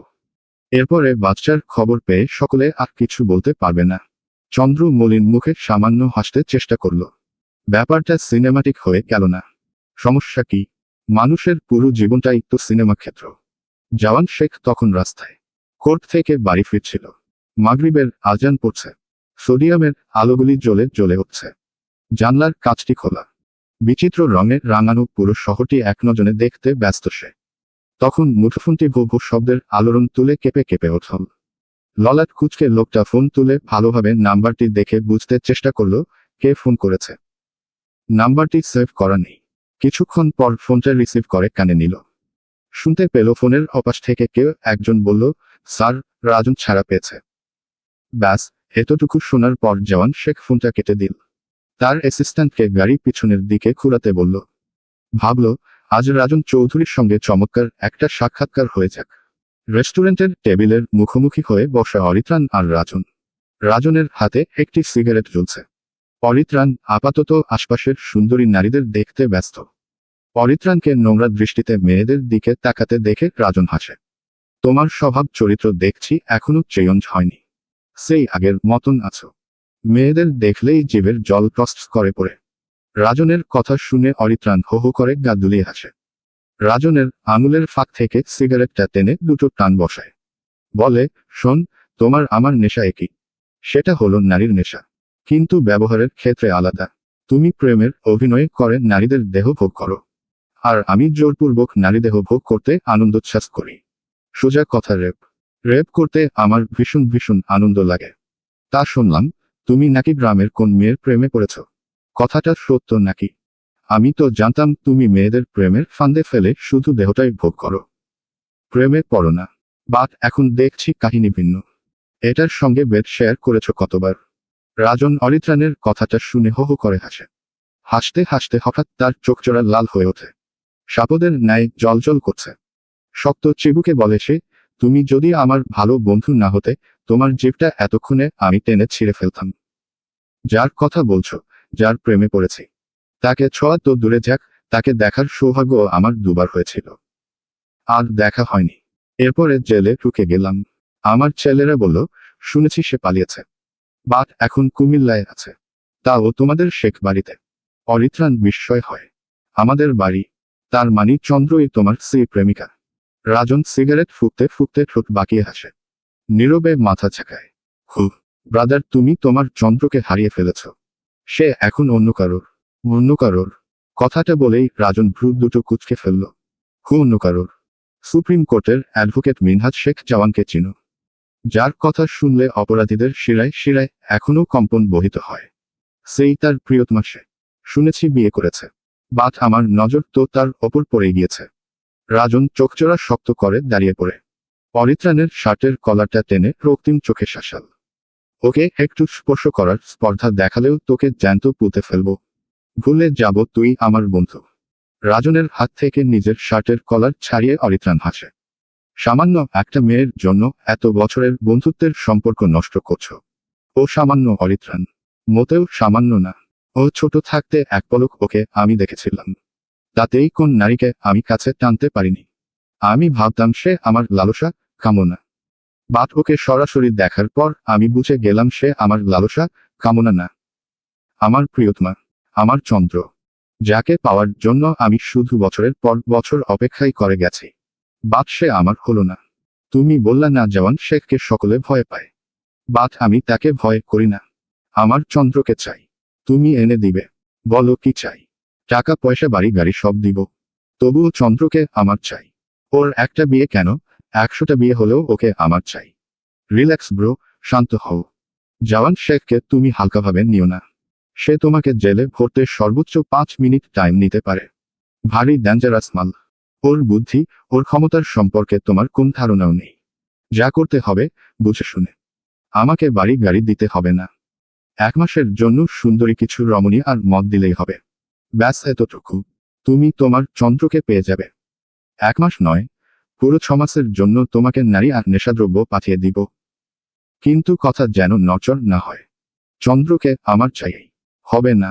বলেই অরিত্রাণ মনে মনে পৈশাচিক হাসে। তোমায় দিব চন্দ্রকে। হাহ। ওই স্বপ্নই দেখো। অমন মাল জীবনেও পাবেন না তুমি। ওটা দুঃস্বপ্ন তোমার। নারী আর মদ পাওয়ার পর তোমাকেই আমি দুনিয়া থেকে উধাও করে দিব। এরপরের সঙ্গে থাকবে সুন্দরী ওই রমণী, আর আমি। রোজ রাতে সুন্দরী আমার চাহিদা মেটাবে, আর আমাকে মদ ঢেলে খেতে দিবে। আহা, কত সুন্দর হবে সেই মুহূর্তটা। ওর ভাবনা মাঝে চোখ দুটো নিবন্ধ হয় রেস্টুরেন্টের কাচের দরজায়। সেখানে দিয়ে প্রবেশ করে বলিষ্ঠ দেহের বলবান এক পুরুষ। ধীরে ধীরে সে তাদের দিকে এগিয়ে আসে। অরিত্রাণ আর রাজনের মাঝ চেয়ারটিতে পায়ের ওপর পা তুলে বসে পড়ে। পকেট হাতিয়ে সিগারেট বের করে দেশলাই দিয়ে ধরিয়ে দুটো টান বসায়। নাক মুখ দিয়ে নিকোটিনের ধোঁয়া উড়ায়। রাজন অবাক হয়ে জওয়ান শেখের দিকে তাকিয়ে থাকে। প্রশ্ন করে, কে ভাই আপনি? বলা নেই কওয়া নেই হুট করে আমাদের মধ্যে বসে গেলেন। জওয়ান শেখ চেয়ারে মাথাটা হেলিয়ে দিয়ে সিগারেট ফুঁকতে ফুঁকতে অরিত্রাণকে শুধাল, কিরে নেশাখোর, তোর শখের বন্ধুরে আমার সম্পর্কে কিছু বলিসনি? অরিত্রাণ সামান্য ভয় পেল। কোন উদ্দেশ্য জওয়ান শেখ এখানে এসেছে? আর জানলি কি করে সে এখানে? উফ, সেও বোকা। জানাই ছিল না জওয়ান শেখের নজর ঈগলের মতন সূক্ষ্ম। গতকাল সে একটা মেয়েকে রেপ করে খুন করে এসেছে। সেটা জেনে গেছে নাকি? অরিত্রাণ চোখের ইশারায় রাজনকে বোঝায়, লোকটা জওয়ান শেখ। রাজন বুঝল ইনি সে জওয়ান শেখ, যার কথা রাজন তাকে বলেছিল। রাজন হাসে। Advocate jawan Sheikh, am I right? এখন বলুন চন্দ্র কোথায়? রাজনের করা প্রশ্নটি শুনে জওয়ান শেখ গা দুলিয়ে হাসে। যেন খুব মজার কথা শুনেছে। হাসি থামিয়ে ছোট ছোট দুটো বাদামি রঙের দেখতে সূচের মতন মণিজোড়া নাড়িয়ে বলে, যেখানে তার থাকার কথা। ওকে আমার চাই। ফুলকে তো সবারই চাই। বাপ সবাই কি নিতে পারে? এই মুহূর্তে আমি কবি সাহিত্যিক হতে আসিনি। বলুন, কত টাকা হলে চন্দ্রকে আমার হাতে তুলে দিবেন?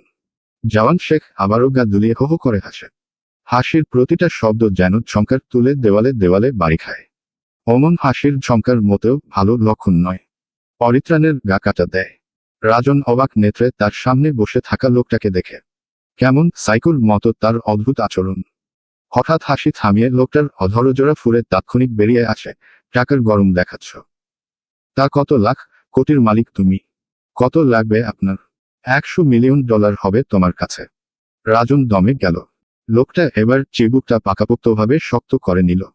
পুনরায় বলল, টাকার গরম অন্তত জওয়ান শেখকে দেখাবে না।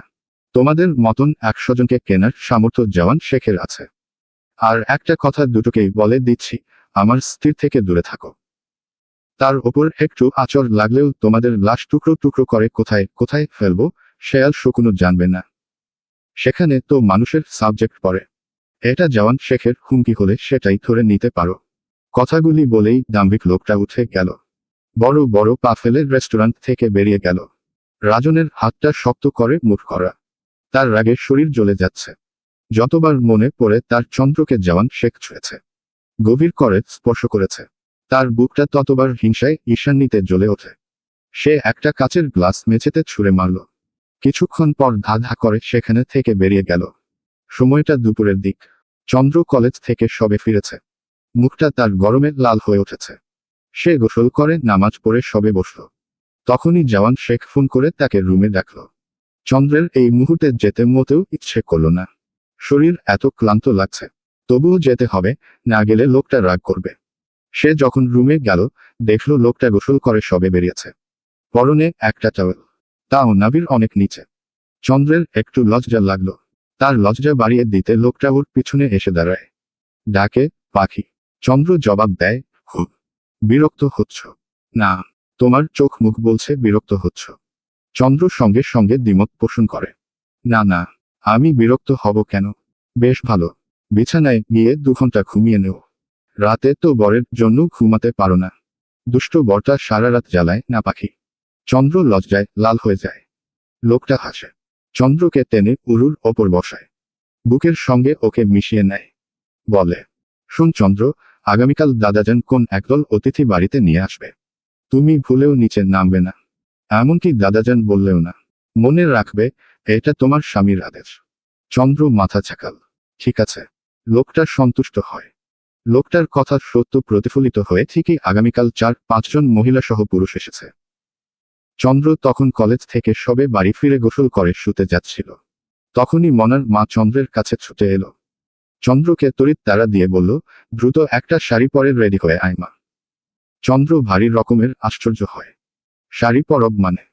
তুমি কি আমাকে পাত্রপক্ষের সামনে দেখাতে নিয়ে যাচ্ছ মনার মা? সে রকমই কিছু। আশ্চর্য, তুমি জানো না আমি বিবাহিত? জানি, আর সব জেনে বুঝেই করছি। দেখ মা, দেখলেই বিয়ে হয়ে যায় না। সামিন শেখ তাদের বাড়িতে কথা দিয়ে এনেছেন। এখন যদি মেয়ে না দেখিয়ে খালি হাতে ফেরায়, তাহলে সামিন শেখকে অপমানিত হতে হবে। তুই প্লিজ তার সম্মানটা বাঁচা। চন্দ্র মনার মায়ের মুখের ওপর বলে দিল, আমি পারবো না। জওয়ান শেখকে আমি ভীষণ ভয় পাই। তিনি বারবার নিষেধ করে গেছেন, আজ যেন নিচে না নামি। দাদাজান কোন অতিথির সামনে ডাকলে যেন না যাই। যদি জানে তিনি অমান্য করা সত্ত্বেও আমি যাচ্ছি, সোজা কথায় আমাকে জ্যান্ত মেরে ফেলবে। প্লিজ মনার মা, এমনটা করো না। আমি পারবো না তার হুকুম অমান্য করতে। চন্দ্র, আমি জওয়ান শেখের সঙ্গে বুঝে নিব। তুমি এখনই শাড়ি পরে নিচে নামবে, এটা আমার আদেশ। জওয়ান শেখ তোমার জীবনে আগে এসেছে না আমি আগে এসেছি? মাত্র 5 মিনিটের তো ব্যাপার। তাছাড়া জওয়ান শেখ বাড়িতে নেই, আসবে সেই রাতে। সে জানবে না। আমি তোমার কাছে অনুরোধ করছি, শুধু এই কাজটুকু করো। বিয়ে তো আর করছো না। অতিথিরা চলে গেলে আমি সামিন শেখকে সব খুলে বলবো। চন্দ্রের মন দয়ার্দ্র। সে রাজি হয়ে গেল। বলে, ঠিক আছে, আমি শুধু 5 মিনিটই থাকবো, এর বেশি না। অতটুকুতেই হবে। আসো এখন রেডি করে দেই। মনার মা নিজ হাতে চন্দ্রকে সাজিয়ে গুছিয়ে নিচে নিল। ছেলে তো মেয়ে দেখে চোখ ফেরাতেই পারছিল না। সামিন শেখ বেশ খুশি হলেন। পাত্রপক্ষের সবার মেয়ে অসম্ভব রকমের পছন্দ হয়েছে। পাত্রের বাবা বললেন, সামিন শেখ, পাতি আমাদের দারুণ পছন্দ হয়েছে। আমি চাই আজকেই বিয়ে পড়াতে। চন্দ্র আটকে ওঠে। তার চোখে মুখে নিকষ কালো রজনীর ন্যায় ভয়। এখন কি করবে সে? মনার মায়ের দিকে অসহায় চোখে তাকালো। চক্ষু ভর্তি জল তার। তার ভাবান্তরের মধ্যে শুনতে পেল, এক নারীর কতবার বিয়ে হবে মি সামিন শেখ। কথাটা দ্বারপ্রান্তে শেষ করেই বাড়ির অভ্যন্তরে প্রবেশ করে ধূর্তমান পুরুষটি। সকলে সেদিকে তাকিয়ে রইল। দেখা গেল লম্বা লম্বা পা ফেলে শেখ বাড়ির বড় নাতি জওয়ান শেখকে লিভিং রুমের দিকে এগিয়ে আসতে। লোকটাকে দেখে চন্দ্রের গলা শুকিয়ে এল। তার কলিজায় পানি নেই। সমস্ত জল শুকিয়ে যেন জলের অভাব দেখা দিয়েছে। আজ নেহাত কপালে দুঃখ আছে। লোকটাকে সে কি জবাব দিবে? আজ লোকটার হাতে নিশ্চিত সে মার খাবে, নতুবা খুন হবে। একটা তো হবে। নিষেধ করল, তবুও সে শুনল না। আচ্ছা, তাকে কিভাবে খুন করবে? দা দিয়ে কুপিয়ে, না ফাঁসিতে ঝুলিয়ে? চলমান।